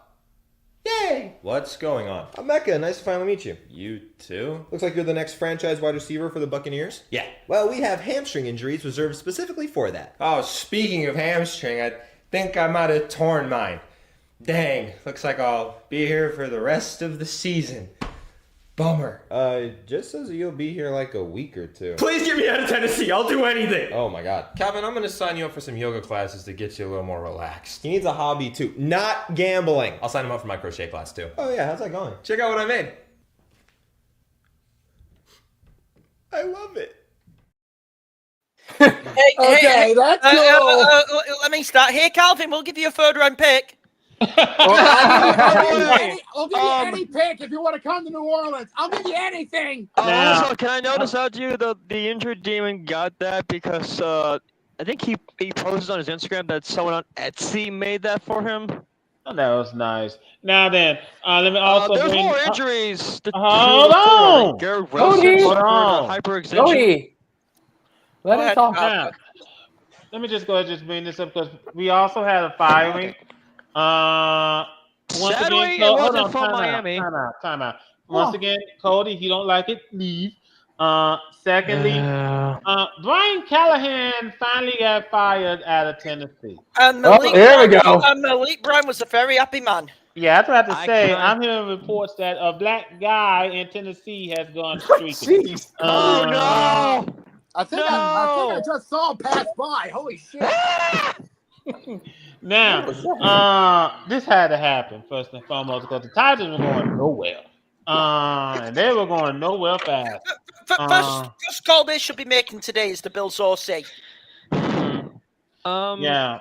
Now, hold on. Now, the Titans name, well, this is going to sound familiar to Matt, but the Titans have named Mike McCoy the interim head coach. Oh, hello. I haven't heard you before. Back in the early 2010s. Mm-hmm. So, Mike McCoy said he spoke to the media for the first time and outlined his plan for helping rookie quarterback Cam Ward. Through 6 games, Ward is tied for the second most turnovers in the league with 8. Well, I mean, when you have a poor excuse for an offensive line, it's not his fault. Time in that it's not his fault. He's a sacrificial lamb behind a talentless team. Yeah, I was about to say, when you have a poor excuse for a line that doesn't give you that much time behind the pocket, yeah, you're going to turn the ball over. But McCoy said that's one thing we have to clean up. You see what happened the other day in the game where there was some drifting and then the ball security in the pocket, things like that we got to clean up, and that's our job as coaches. McCoy mentioned some of the previous quarterbacks he has worked with, including Phillip Rivers, Peyton Manning, Jake Delhomme, and Trevor Lawrence. Wait, hold up. What? Didn't he Didn't McCoy, become the interim head coach for the Colts? Since I'm talking about Manning? I don't think so. Probably Manning was maybe it was in Denver. Oh yeah, that might be Denver or Indy. Now, I think it's Denver. Let me check. Yeah. Before coming to the Titans, McCoy was the quarterback's coach for the Jaguars from 2022 to 2024. He said one of the things he did with Lawrence, who was in his second season when they first worked together in Jacksonville, was use positive reinforcement. That's what he plans to do with Ward. It's going to be the same thing every week. You're getting better. That's why I kept on saying Trevor. And that's what I'm going to. And that's what I'm going to tell Cam. That's all. No, let me go, Cody. That's all you can do for Cam Ward. I'm sorry. Nothing in Tennessee is that young man's fault. Now, Nothing. I know a certain Dolphins fan who's on Instagram and is saying, "Why isn't it Mike McDaniel?" Oh no, that's coming. That's but that coming. also brings me on to what I really want to get into on football. Someone played a dumbass in a clip week for Tua Tagovailoa. Take it away. Hee-haw, you stupid motherfucker. Are you dumb? If there's one thing I fucking hate, it's a snitch. This man's a snitch. Wait, who is he snitching on? He just threw his own team under the bus. His whole team under the bus, and he threw his own. Let's be clear. Yes, Mike McDaniel needs to be fired because he's lost the dressing room. Tua fucking comes out in the post-match presser and admits that, saying we're not turning up for meetings and all that. Fuck you! How much money are you being paid? Yeah, you can. I get it. All those concussions have not your fucking sense, Loopy. You dumb motherfucker. Well, that's what he's a dumbass. No, Carter, seriously, you're a snitch. He's a snitch. I'm gonna do something nasty. I'm gonna do something nasty. I'm gonna kind of revoke that a bit. Oh, why? What? Excuse me? Sometimes you're gonna need to snitch. I'm sorry. If the Dolphins are really that disorganized, oh come on, though, he's not helping the situation, Josh. Nothing they're doing is helping their situation. No, I agree. They need to clean house. Let me be clear. I've been open saying clean house. Here's the thing. One, the fact that he's had multiple concussions as it is not helping the situation. So do you really expect him to be charitable? Yes, he has Mike McDaniel who's trying to encourage him. But again, you're expecting him to be charitable in a situation that's constantly putting him in situations where him getting CT is a possibility. That's the face of my franchise, selling out the coach and selling out teammates. Is that the face of the franchise I want? The fuck on. No. Now, You say this like this hasn't been happening. You know how many sellouts I've seen on the Baltimore Ravens this season? No, I get it. There's always a sellout, but if I'm Miami, you are like I've said going into the season. Miami will be one of the biggest dumpster fires in it. God fucking great. I'm like a fucking prophet with that shit. Didn't I call that to the T? No, hey Carter. Hold on. Now, Mike McDaniel did speak. Learn patience. Yeah, Mike McDaniel did speak on this situation. He said that Tua Tagovailoa's comments after Sunday's game were misguided. And his misguided my ass. Misguided bullshit. Guess what? Carter, for fairness, play that clip again. Hee-haw, you stupid motherfucker. Are you dumb? Again? Now I will let you have Mike McDaniel. That one. They both qualify for it for a simple reason. This guy's selling you down the river, and you're just gonna take it like a bitch. Come on. But again, look at who you have as a coach. Yeah. I mean, I hate to say it, but I mean, Brian Flores might have been on to something, and I really hate giving the devil his credit. Flores was right. Yeah. No. Hold on, Carter. Before you even bother proceeding, Cody, what do you gonna say? More injuries besides the 4 injury demons. Garrett Wilson suffered a knee injury. Yeah. David Njoku, Calvin Ridley suffered a hamstring. We already covered Calvin Ridley. Fred Warner has an ankle fracture. Yeah, that was already covered. Cardinals Travis Borg has a neck sprain. We are moving on now. Back to McDaniel. But actually, you know what? School. Enough about him because that's a lot more to cover. Now then, last Sunday. Sunday Night Football. Well, okay then. I don't know if you guys were interested, but we weren't. Beat the Lions, 30-17. And what? The Chiefs might be back. Warning! The entire AFC, which is most of the people in here. Well, not Josh this year, because the Ravens are dead as far as I'm concerned. Warning to Matt. Your worst nightmare is here, and they're coming to collect. Actually, you're not even safe either, because New England might be back on the rise. So that means the original evil empire is also back in the fold. So it ain't good for anybody right now. Wait, hang on. There's one thing that's a shining light. Jeff Texas and the Colts still lead the AFC. Oh, how's that? Ironically, he's right. He's right. By the way, 1 and 2 players. Also, there was a brawl at the end. Take it away, Carter. Oh, yeah. Brian Branch with a sucker punch. I wouldn't call that for dumbass. I would just call that. That was actually fucking hilarious. That was. I'm not calling him a dumbass because he was upset, and I get it in the heat of the moment. Yeah, that was frustration. Do the crime. Do the time. 1 game suspension. He misses the game against Tampa Bay this week, which happens. Hey, it happens, man. When you're not the first all over the place, it happens, you know. Which Carter should be very happy about.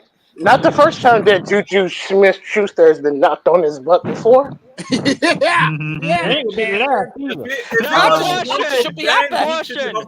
Now, question for Jacob: does this count for Warriors War?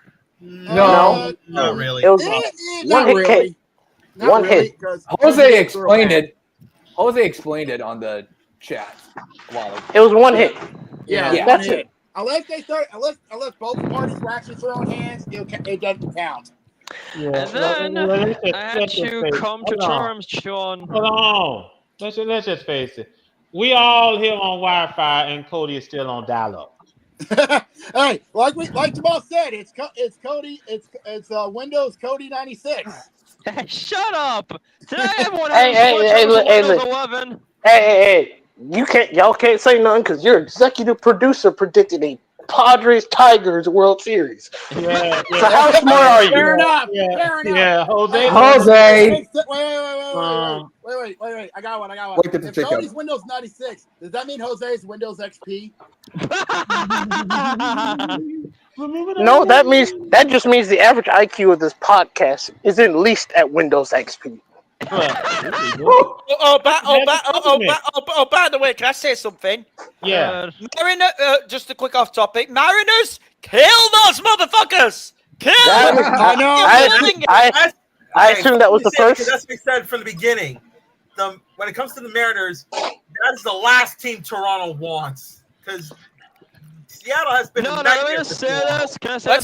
Let's finish up on it because I want to get to me top 5. I want to say one thing. Toronto is ass. All right, we're moving on. I think we're in week 7, Hit Kid. Yeah, we're moving on. Monday Night Football, we saw the Falcons beat the Bills 24-15. And out of all of us, only one of us have made the right call. Which one am I looking at? Thank you. No one's expecting that. Buffalo, you might be suspect. I was just about to say that. Buffalo. Hey, Buffalo, someone's calling me. It's the potential frauds. Buffalo. I think Hick was about to say fraud alert. Let's face it. Yes, this is a fraud watch because look at the teams which Buffalo has beaten. You still ban all their records. It's 3-21. So yeah, you someone want to get ready to put them on fraud watch. Well, for the Falcons, this was their biggest win. Are you even gonna let me finish? I'm sorry. Now, I just think that obviously this is fraud watch. Buffalo, if I'm you, take advantage of this bye week and do something. Can I say something about the Falcons? Yeah. RIP to whoever came up against B.J. Robertson this week in fantasy. Oh no! Oh, Jose and AJ had a common enemy that day. That's the reason why I don't bet. Let me all give you a story about mine and Josh's Money League fantasy. Oh God! I gotta hear this. AJ Young is on the win predictability. I believe it was 70-28, Josh, before the B-Jam touchdown. Oh God! Oh God! The B-Jam touchdown happens. AJ's win probability drops all the way to 10%. Wow. Here's the kicker though. He had DeAndre Swift, who went off in the next Monday Night Football game. Which we'll talk about in a second. Yeah, and he lost by 1.5 points. Wow. Now, if I could put up the other doubleheader game, if I could, Carter. I'm about to get ready to tell that score. The Bears beat the Commanders in a close one, in a close shave. Yeah, not 25-24. Well, I was gonna say not a close one, but a rain game. First rain game win since 2022. We are not going, gentlemen. We are not going to complain about Mother Nature decided to. No, I'm just explaining a history fact. Hold on, Matt. Hold on, Cody. We are not going. We're not going to complain that Mother Nature decided to take a dump on Maryland. No. Can I ask a quick question? What? Yeah. Who's the next team to play the Bears? We're going to get to next week's schedule very soon. Yeah. Actually. Well, because I will say this. I don't want to be the team that's playing the Bears next week for a simple reason. It's the Saints. Oh boy. Yeah. Jacob, you're fucked. Let me say this. Let me say this about the Bears. Yeah. Let Hickett talk first. Considering how you lost that same game last season to that opponent, what a great feeling this is for Chicago to win this game. Oh, by the way, next week's game, I got to go to them. I got to go to Soldier Field. Yeah. Let me also bring this up before we let Hickett take the floor. Let me bring this up. Okay, yeah. Because Jerry Jones. Jesus Christ. Oh, wait, hold on. Before you do the story, let me do this first. Hey, look, it's Old Man Jerry. Yeah. Hey, everybody. Yeah, now, what did he do this time? Did he flip off someone? Jerry Jones. Let Carter talk. He's going to explain it. Jerry Jones, who I just walked across the street not too long ago, said that he's not ready to concede anything about what the 2025 season can be, even with his team at 2-3-1. Disappointed with Sunday's loss to the Panthers. Jones was VWU by Washington Commanders loss to the Bears, which keeps the Cowboys in the chase for the NFC East. The Eagles lead the division with a 4-2 record, but they have lost 2 straight. The Commanders are 3-3, and they're visiting. They're going to AT&T Stadium this coming Sunday. And Jerry said, hold on, Cody. Jerry said, and I quote, "It just reminded me that we are still in it. I see much parity, and then you can factor in that these teams get compromised with injuries. And we can and may have to. But if we should have some good go of it here over the next weeks ahead with our injury situation and return of injury, we can get some wins." Before adding how encouraged he is for his team's prospects. I'm going to say something now. I'm going to say something crazy. Play the graphic for a third time today. Hee-haw, you stupid motherfucker. Are you dumb? That's 3 right now. Yeah, careful. We're about to run this gimmick into the ground. I'm sorry. Let me explain why Jerry Jones is getting on here. Saying we can get some wins. Would anyone in here take the Dallas Cowboys? Let's just keep it to the division over the division rivals right now with how bad that defense is. No. I wouldn't. You know, gentlemen, let me just point this out. Thank you, case made. Yeah, let me just point this out. There you go. That was First good. and foremost, you gotta get rid of Matt Eberflus. I'm sorry. I don't know why they. Hold on, Cody. Cody. Cody's right. Yeah, I know the fact that, man, you saw how bad he was in Chicago, and you put him on the defensive side of the ball. Great job. You lost to Carolina 30-27. Jerry Jones has the mindset of thinking that, this team can still be competitive. We can fix it. No, you can't. This team can be competitive. We haven't done anything wrong. I mean, that place not gonna come back to bite us. And that's why he deserved that graphic of Dumbass of the Week. That's the third one. You think they're going to beat Washington? Yeah, good luck with that one. You still? I got a question, Jerry Jones. You still think the team can compete in that NFC East? Jaden Daniels. Much less the entire NFC as a whole. No, I'll tell you what's bad news for the Cowboys this week. A certain man's had extended rest because they could have played in the Monday night, but they made him rest. Scurry Terry's back to collect. That's bad news for the defense. Be afraid. This is a new one. This is a new one. He also said that if there is a trade that will help the defense, we're in the position to make that trade. You know what? You should have not traded Micah Parsons. Micah, you old ass fart. I just want to bring that up. All right, we're gonna move swiftly on.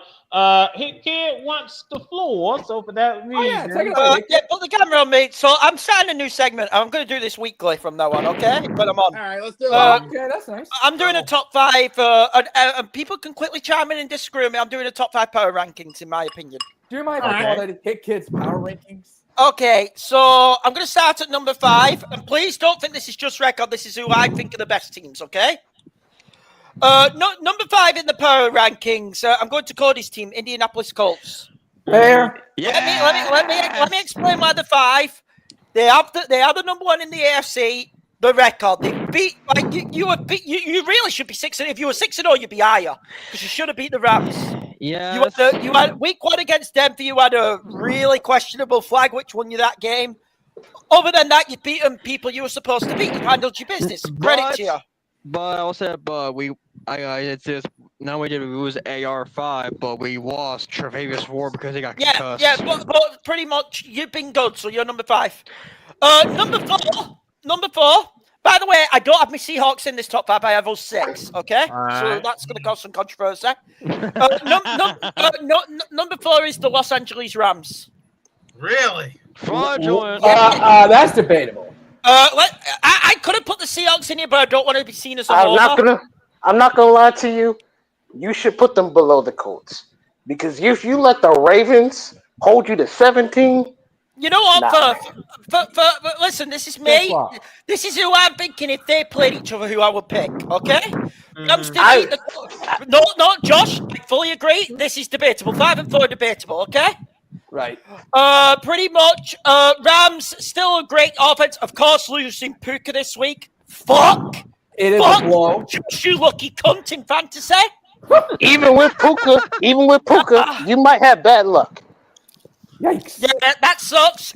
Pretty much. Rams defense can be a bit hit and miss. I will fully admit that, but they've still got playmakers. Devontae Adams, Karen Johnson, Stafford. Credit to him. We talked about his back. It's holding up, and he's playing ball. He's playing the best he's played. That's good. Super Bowl run. Yep. Number 3. And this one, I am about to get a look for this, but even though, and I'll be honest, even though they have been questionable in a few games, I think the talent of this team, and when they're on it. I really love the Green Bay Packers.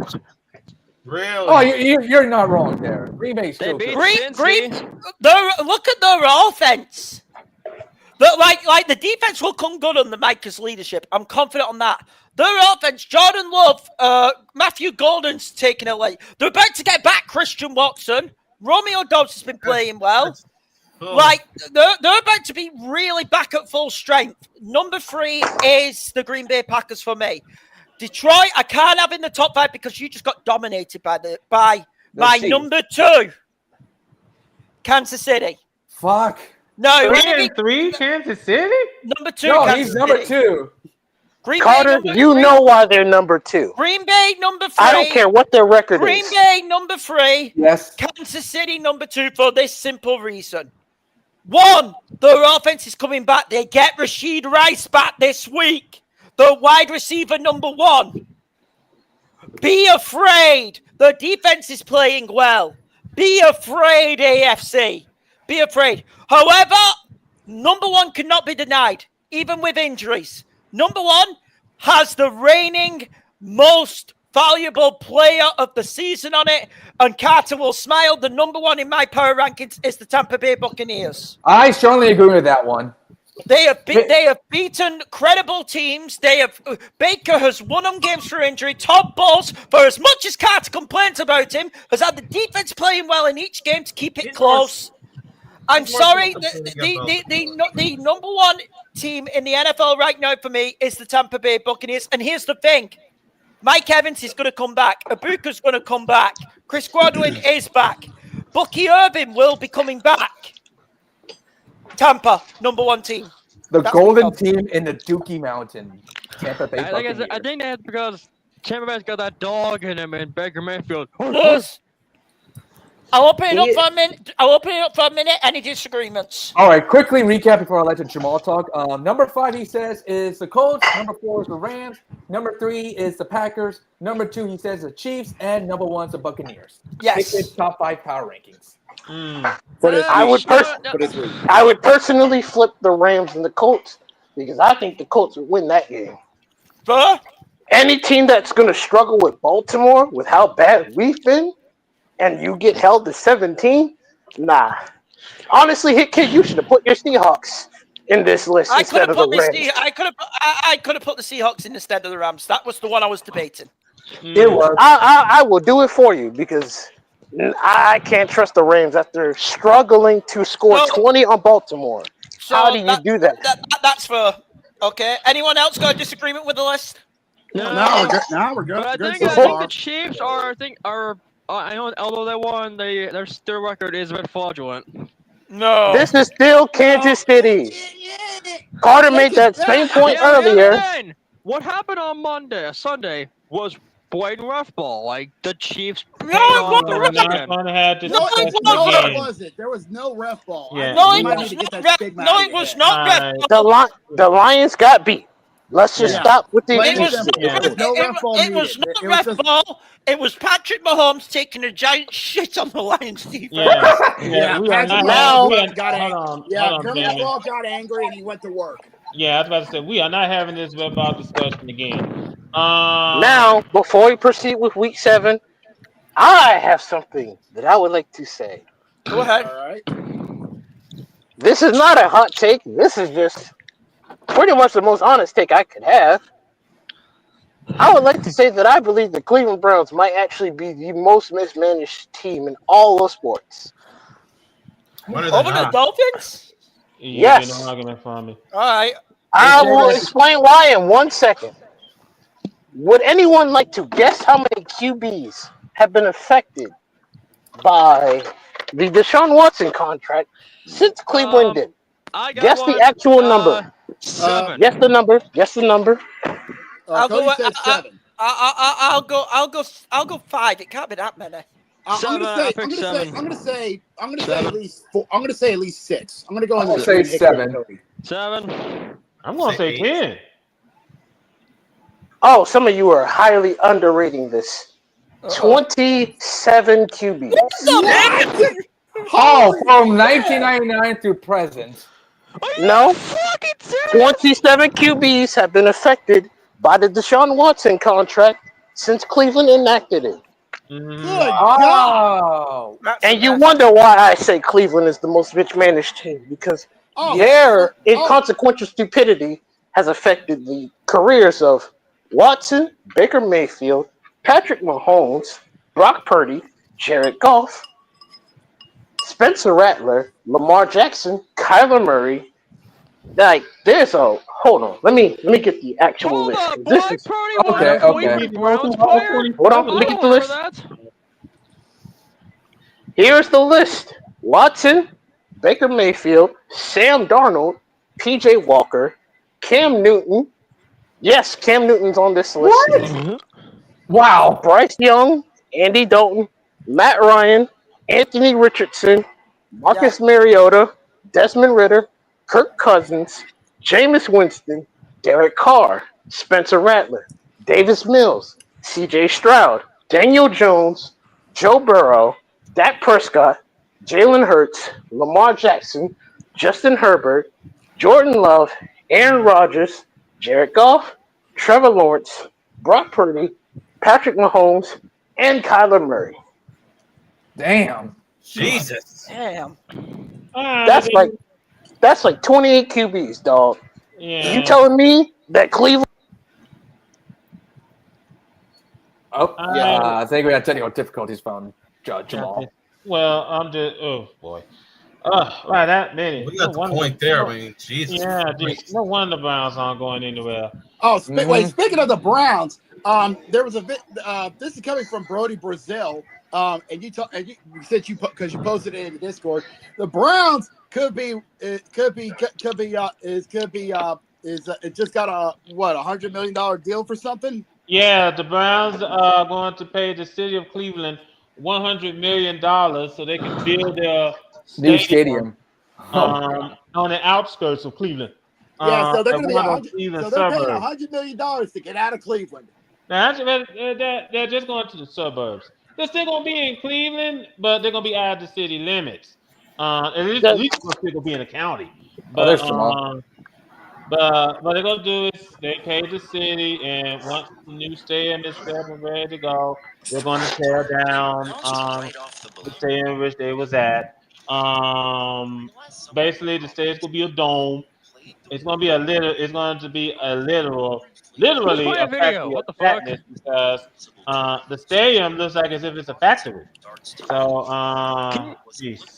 I just don't think this team deserves a new stadium. They don't. No, they don't. Now, the Haslams need to be fired. They need to go. Now, first and foremost, heading into this week's games, let me first bring up Bills and Ravens are under a bias this week. Yep. If you have anybody from the Buffalo Bills or the Baltimore Ravens on your fantasy league, both for bragging rights and or money wise, please put them on your own bench. Mm-hmm. Now then, starting off on Thursday Night Football, it's the Icy Hot Bowl. You see what I mean? Because we got the Steelers and the Bengals at Paycor Stadium. I'm going to shock you all. Bengals. I can't give him that much faith. Even with Joe Flacco. Give me the Steelers. I can't trust Cincinnati, even with the only thing with Joe. The only thing elite about me is my Flacco. I gotta go. Yeah, I was about to say, you all don't trust that offensive line, and I don't blame you. Not one bit. Because Joe Flacco barely moves. We'll put him back there behind that line. Because all it takes, Flacco. All it takes is one hit to Joe Flacco, and that prediction ages like milk. Because that Steelers team will exploit that team. It ages like milk. Yeah, one hit. Pittsburgh. As I say, one hit, and Joe Flacco would have to apply for AARP. Yeah, definitely. He's basically a somewhat decent glass cannon. Yep. Now then, we're going back to London on Sunday. We're going to Wembley Stadium. It's Jacksonville's second home game. It's Jacksonville's second home game. Did we just skip Thursday Night Football? Oh, we just no, you missed it. You missed it. You didn't say your pick. Yeah. Oh, Thursday Night Football, Steelers, Bengals, ain't it? Yeah. Yeah. Give me the Steelers. Now then, we do have, as Jacob did mention, this is basically a home game for the Jaguars. The Rams are coming to town. Jacksonville. Jaguars bounce back. One, because I don't think the Rams are going to risk Puka on this trip. I think Puka will sit. I think they'll leave Puka in the US. I don't think they should risk him because they're on bye, I believe, the week after. So pretty much, I think you should just let Puka get healthy. I also think it's the travel. LA to London is a lot longer a trip than Jacksonville to London, okay?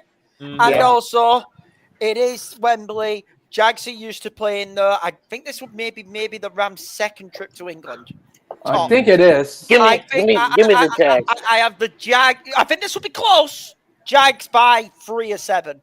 Right. I gotta agree. I'm gonna go with Jacksonville. I'm gonna go with Hickett's same as well.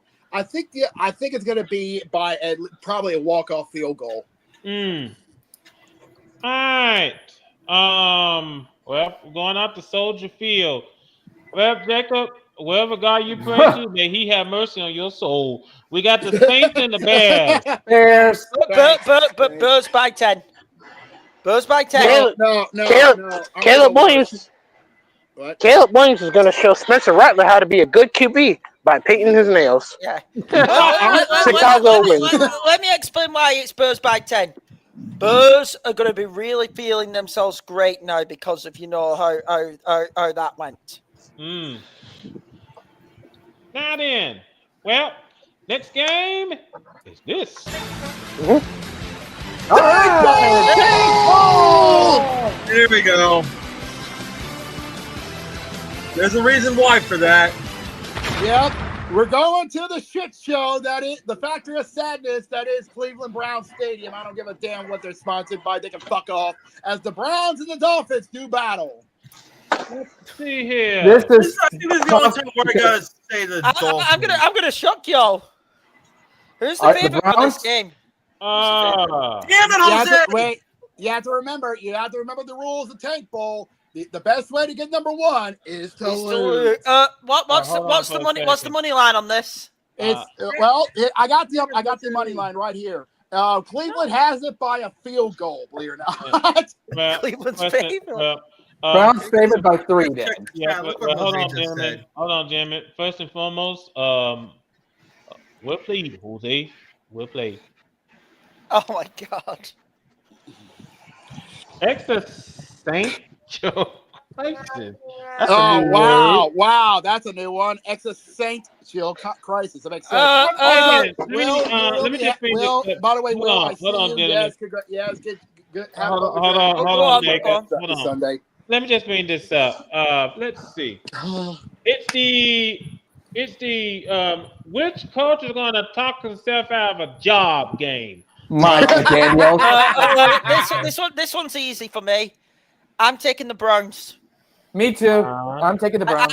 I think the Browns defense is going to ruin Tua's day. Sadly, yes. I see to answer your question. The Saints went marching. They went marching right straight to the Saints are marching into Soldier Field and marching right off a cliff. No, yeah, like they said, we're marching into the bar. We've been doing that since the opening. Josh, prediction? Give me the Dolphins, but very narrow. Okay. I could see Cleveland winning. This is a 50-50 battle in the stinker game. It's a tank ball. A tank ball, yes. You know what? I'm going to go with Dolphins winning. I don't think Cleveland's going to win. Now then. Next up, over at Nissan Stadium, we got the Patriots and the Titans. Ass beating of the week. Patriots. This should be the ass beating of the week. Yeah, the Patriots. No, not ass beating, belt to ass game. There you go. I mean, it's the same damn thing. It's the Mike Vrabel revenge game. Evil Empire by 2 scores. The evil Empire has a new face, and that face is named Drake May. This feels like 2007 all over again. This is Patriots by at least 14. Note, if the Patriots lost this game, Evil better not show up here next week, otherwise he'll get ruined. Oh no! It's gonna be a dark day for him. We're gonna see Gurok smiling next week. Okay then. Trust me, his Patriots are on Patriots by at least 14. Okay. I see. I know that. You're like in the Wisconsin area, but okay, let's keep going. Yeah, just stay away from Limburger cheese. That's all I'm saying. Just stay away from Limburger. Over at Arrowhead, we got the Raiders and the Chiefs. This is the ass beating of the week, though. Again, yes. This is Chiefs by, in my opinion, I would say 20 points. I'm not even kidding. This is the worst case scenario if you're the Raiders, because now you're facing a resurging Kansas City. And they've got Rashid Rice back. Yeah, this is going to be a curb stomp. And also, let's remember this. Raiders beat the Chiefs last year. Yeah, but the Raiders are just... Not for this year, unfortunately. And also, Geno Smith, my God, did we make a smart move. Is the leader in turnovers in the NFL. Most interception this season. Chiefs by murder. Yep. This is a curb stomp. Murder. Now then, over at US Bank Stadium, we have the Eagles and the Vikings. Oh, this is gonna be a tough one. This might be a good. This might be a game for Carson Wentz.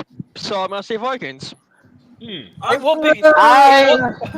I could believe that actually. I really could. I would ruin Sean Walsh if Carson Wentz beats the After what the Eagles did against the Giants, I don't know if I could say they're dominant anymore. I'll be honest. I think the Eagles. I think this is squeaker. I'm going to say Eagles by a walk-off field goal. I'm thinking about the Eagles as well. That's how unconfident I am in the Eagles. I think Eagles by a field goal. I say Eagles by a safety. Wow, that's crazy talk, Jamal. Okay, easy, gentlemen.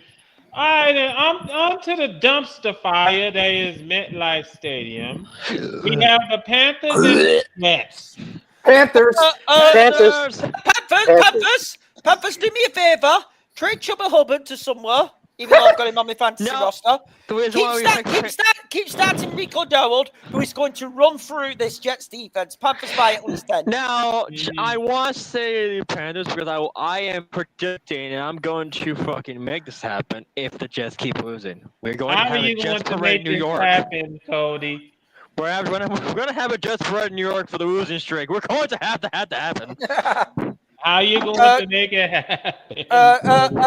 Jets, by the way, lose this game. Panthers win this game. They're a god-awful franchise. Good Lord. Panthers win this game by 10. Hold on. I need to pause for a second. Did someone in this podcast say the Jets were a fringe playoff team? Not me. No? Not me. The thing is, it's how they constructed. I didn't say it. It's like expectations low. Lower than the Giants. I didn't say that shit. They're god-awful franchise. You say that the Jets were on the fringe of a playoff team? Can I just explain? Hey, look, all I asked for was a simple yes or no. It's like that's all I asked for. I didn't ask for a whole explanation. I just wanted a yes or no. But you did give away your answer, so. Oh damn! Oh my god!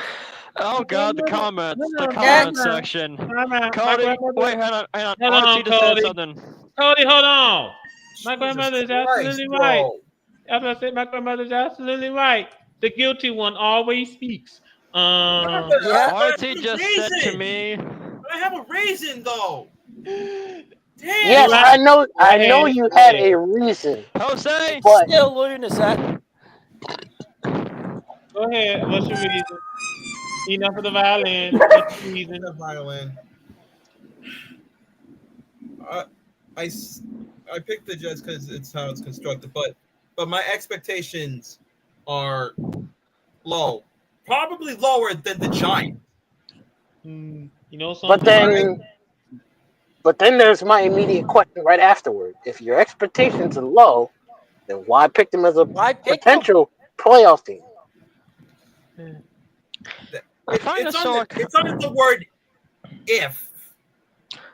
Damn it, I'm trying to show a comment on the stage, but I can't try. I'm doing it on my phone. We can't go by ifs. We got to go by what we can do. It's the same thing. The way Jets are playing so far, it's like there's so many questions, and where are you gonna point the fingers on? Oh, there's multiple people to point the fingers on. Maybe Aaron Glenn isn't what we thought he was. Maybe Justin Fields isn't what he thinks he is. There's a lot of things to point the finger at, actually. Jets management. I put the blame. Hold on. I just put the blame at Woody Johnson. He's going to put this team together. Exactly. There we go. That's also fair too. Woody Johnson needs to sell the Jets because they are a cursed franchise. They're worth like $2 billion, I guess. They need to sell the team because if they're gonna let their kid fire a player for just a Madden rating, that's bulky embarrassing. Okay, we're gonna get back to the point at hand with the schedule. Let's finish it before we turn the light out in the bar. By the way, Brandon, you probably want to get ready to speak up because your game is next. Over at Empire Field at Mile High, we got the Giants and the Broncos. Giants. Okay, Jose, Really, do you Matt? see why I asked who was more mismatches between the Jets and the Browns? The Browns, and it ain't even close when I had to name 28 quarterbacks who were affected by a stupid contract. This is not a conversation. I am not repeating what I said. What game are we on? Hold on, Giants, hold on, gentlemen. I just want to point this out. Jose, you better show your ass up here on Sunday at happy hour. Let me put it to you like this. I'm actually going to. I know Brandon called Matt out for that. I'm actually going to agree with Matt on this. I think this is an upset alert. I have the Giants winning this game.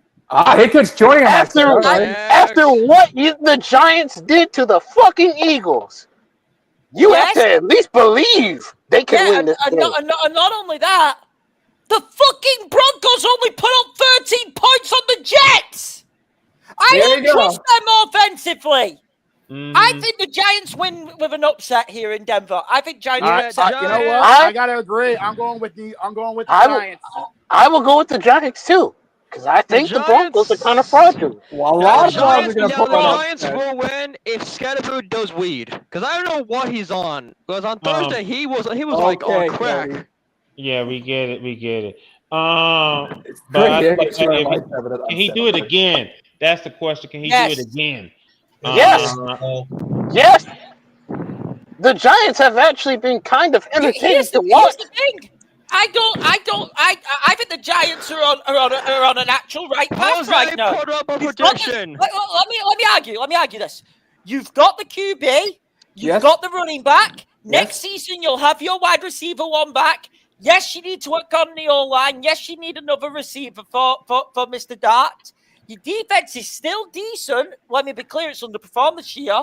But if they can get walking up, you've got a decent team there in New York. I'll give you a hot take.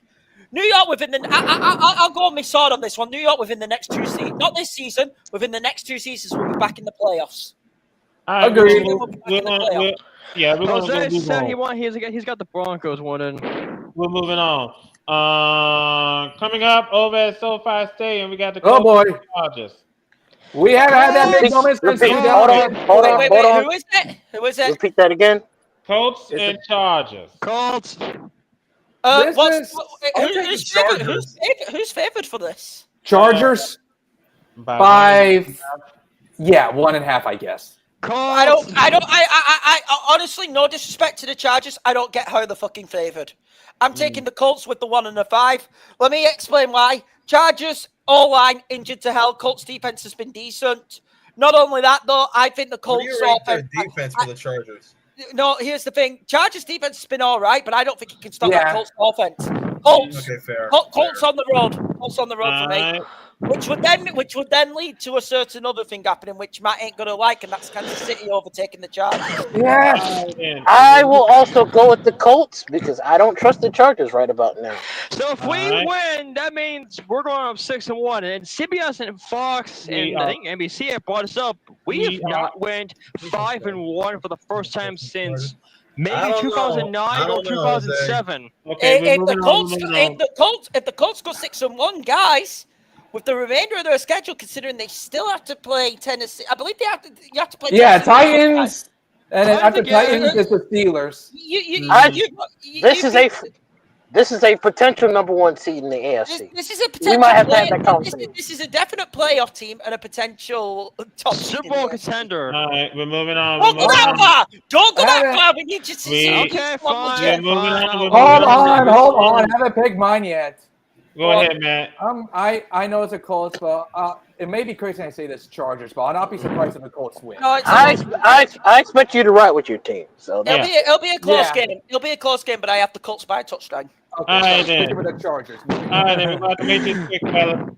Next up, we got the Commanders and the Cowboys. Commanders by murder. Scurry Terry's back. I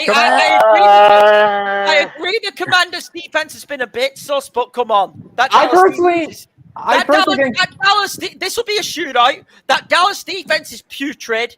Yes. Jaden Daniels, if you have him in fantasy, start him, is going to go off for 40 points. I am not that confident in the Commanders. I'll say they'll win, but they're winning by like 7. Agreed. That Dallas offense is way too overpowered. I think this starts as I think this will be a competitive shootout, but the Commanders pull away late to win by 10+. All right. Over at State Farm Stadium, we have the Packers and the Cardinals. Packers. This is a Green Bay feast. This is a Green Bay stomp. I have Green Bay by 10. Unless Jacoby Brissett is still the starter. If that's the case, what game we're talking about? Packers and Cardinals. Packers. If Jacoby Brissett is starting, Packers win by 3. If Kyler Murray is starting, Packers win by 10. All right. Packers win by murder. Okay, then we're moving on. I got it. Sunday Night Football. Over at Levi Stadium, we got the Falcons and the 49ers. Falcons! The 49ers Falcons! injured to hell! Falcons! 49ers defense ain't going to stop Bijan Robinson. No. You know what Anybody wants? Hold on. Go on, Jacob. Go I on. was gonna say, anybody wants some Silicon Valley cheese? The 49ers just lost let me be clear. Yes, the 49ers may be getting healthier a bit on offense. That ain't going to matter. Every game from now on for the 49ers this season is, if they're going to win it, it's going to have to be a shootout. Quick trivia. They just lost the leader in the defense, even above Bosa in Fred Warner for the season. This team is done. The Falcons win this. I will go Atlanta. Mm-hmm. Guess who's the number one team? I think it'll be close, but Atlanta by a touchdown. Atlanta, I've heard on TikTok, someone said this, but the 49ers are an XFL team now. We're just going to move on. Whatever. I was about to question. Guess who's the number one team in the defense this season? Yeah. Save it. Monday Night Football, we have another doubleheader. Getting used to this because we're going to see a whole lot of doubleheaders going on. Start with the first one. First one's over at Ford Field. We got the Buccaneers and the Lions. Game of the week. This is the game of the week. This is the game of the week. I think this will be a close. This will be a shootout. Unfortunately for the Buccaneers, I think this is where the luck runs out. It's a away game. I have the Detroit Lions winning at home. I gotta agree. I gotta go with Detroit, but I just think the injuries catch up with the Buccaneers, and this one. And to be fair, Carter, I don't think you'd complain if you lost this game close, which I think it will be. I think, honestly, in my opinion, I'm going for the Lions here too. I gotta agree. Hold on, Jacob. As much as I'm a Buccaneers fan, I have to be realistic here. Yes, at some point, the injury is going to catch up. Right now, most of our players are beginning to come back, and hopefully after our bye week, they'll be back at 100%. But that's fair. Yeah. So honestly, I think this is. I had to agree with Hickett. I think this is the week where you're going to have to bite the bullet. Well, let me say this though. Buccaneers win this game. Hand the MVP trophy to Baker Mayfield now. Oh, most definitely. Hand the MVP trophy to Baker Mayfield. I don't give a damn what Patrick doing. I will say something bold. I have the Buccaneers winning, in spite of the fact that this is. I'm not going to argue. Why should Detroit be trusted after what they just did with Kansas City? Exactly. Why should they be trusted? And we've seen Baker Mayfield pull out bullshit out of his ass this entire season. If Baker wins this game, I think the Buccaneers are going to the NFC. Going to be the NFC 1 seed. Yeah, he is the most. Honestly, this is a game that America has been wanting to see for a good bit since the season started, and this is going to fill up their appetites. I think the Buccaneers are number 1 seed. I think right now he might be the most clutch QB right now. He is the unanimous MVP right now. So I will go with the Buccaneers. I will go Buccaneers. Second Monday Night Football game, please. This one goes out to Seattle, and for the folks that want to watch from the East Coast, we got to get ready to burn the midnight oil for this one. Oh, you think you wait? You think you have it bad on the East Coast at 10 Eastern, 11, 12, 1, 2? I'm going to be up till 6 a.m. UK. Yeah, that's 4 in the morning. Carter. I'm going to be up till at least 5:30 UK because of the kickoff time of this. Jeez. Oh. It is Seattle versus Houston. Give me the Seahawks. I'll be honest. I know this is going to sound strange. Home trap game. Mm-hmm. Seattle are better on the road than they are at home. That is a fact. This is a home trap game. I am picking the Seahawks to win this game. I will be very clear. But this would be one which would suck if you lose. And Seattle, and as Josh has always said on here, Seattle have had a tendency of losing these games they shouldn't lose. Yeah. This is a home trap game. The reason why I am picking Seattle, though, is you just won in Jacksonville last week off a great defensive line. The best defense in the National Football League, actually. Let me make that very clear. The number one defense in the NFL right now is in the Seattle Seahawks. That is fact. You can look up the numbers. That is fact right now. And let me explain why that is horrible news for the Houston Texans. Yes, they're coming off a bye, so they're going to be fresh. One of the worst O-lines in the NFL this entire season. I think we can all agree. I think CJ Stroud is going to be running for his life the whole game. Here's the other bad news for Detroit. Tariq Woolen's back. Julian Love is back. Devin Witherspoon is back. Seahawks have their secondary. Seahawks, in my opinion, should win this game by 10 points plus. Okay. I'm checking stuff right now. Oh, okay. They are the number one defense in the NFL right now. Not according to Fox Sports. Who've they got? Are you serious? The Seahawks are number 2 in rush defense.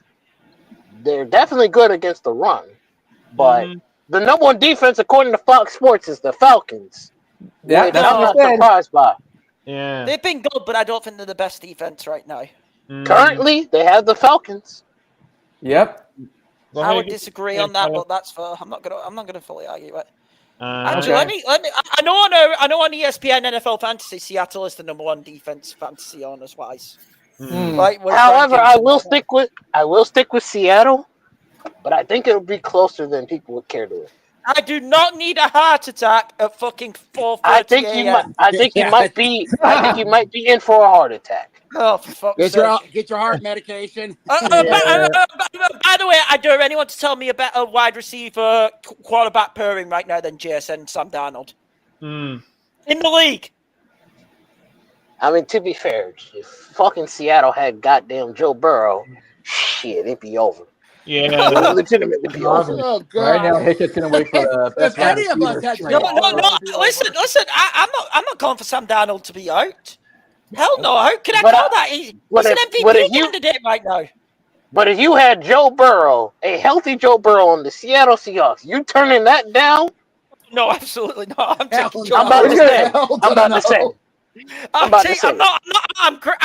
not stupid. Let me put it like that. I might be a bit crazy. I'm not stupid, but yes, I will go with Seattle. Anyone else? But never. All right, then, ladies and gentlemen, we're gonna give away just about that time for us to turn the lights in the barn. So, It's about that time. Have a good night. Learn on the show tonight, Greg. Meow, meow, meow. That's terrifying. Have a good night, y'all. Good night, Hickett. Have a good night, kid. I'll see you. Yeah. By the way, to Damien. By the way, to the triplets. Off tone. Jacob, don't. What the hell's wrong with you? Okay. What? What? Let me have fun. Yeah, let me go ahead and go through the scores real quick over on the ice. This game is in the second period. Maple Leafs lead the Predators 3-2. Also in the second period, we're tied at 1 apiece at Le Central Game Bell. just started in Milwaukee, and the Brewers are up 1-0. All right, let me get through the ice first. Also over at MSG, Oilers lead the Rangers 1-0. Over at the Capital One Arena, Lightning lead the Capitals 1-0. And as Brandon has mentioned, in game 2 of the NLCS, the Brewers have struck first Jackson Churro, if I said his last name correctly. You did. Yep. Awesome. Thank you. 1-0 is the score so far right now after one. Keep your fingers crossed, Carter. Yep. That's the guy who started the game off hot with a home run, Jackson Churro. Mm-hmm. Anyway, ladies and gentlemen, first and foremost, thank you so much for taking time out of your busy schedule joining us here this evening.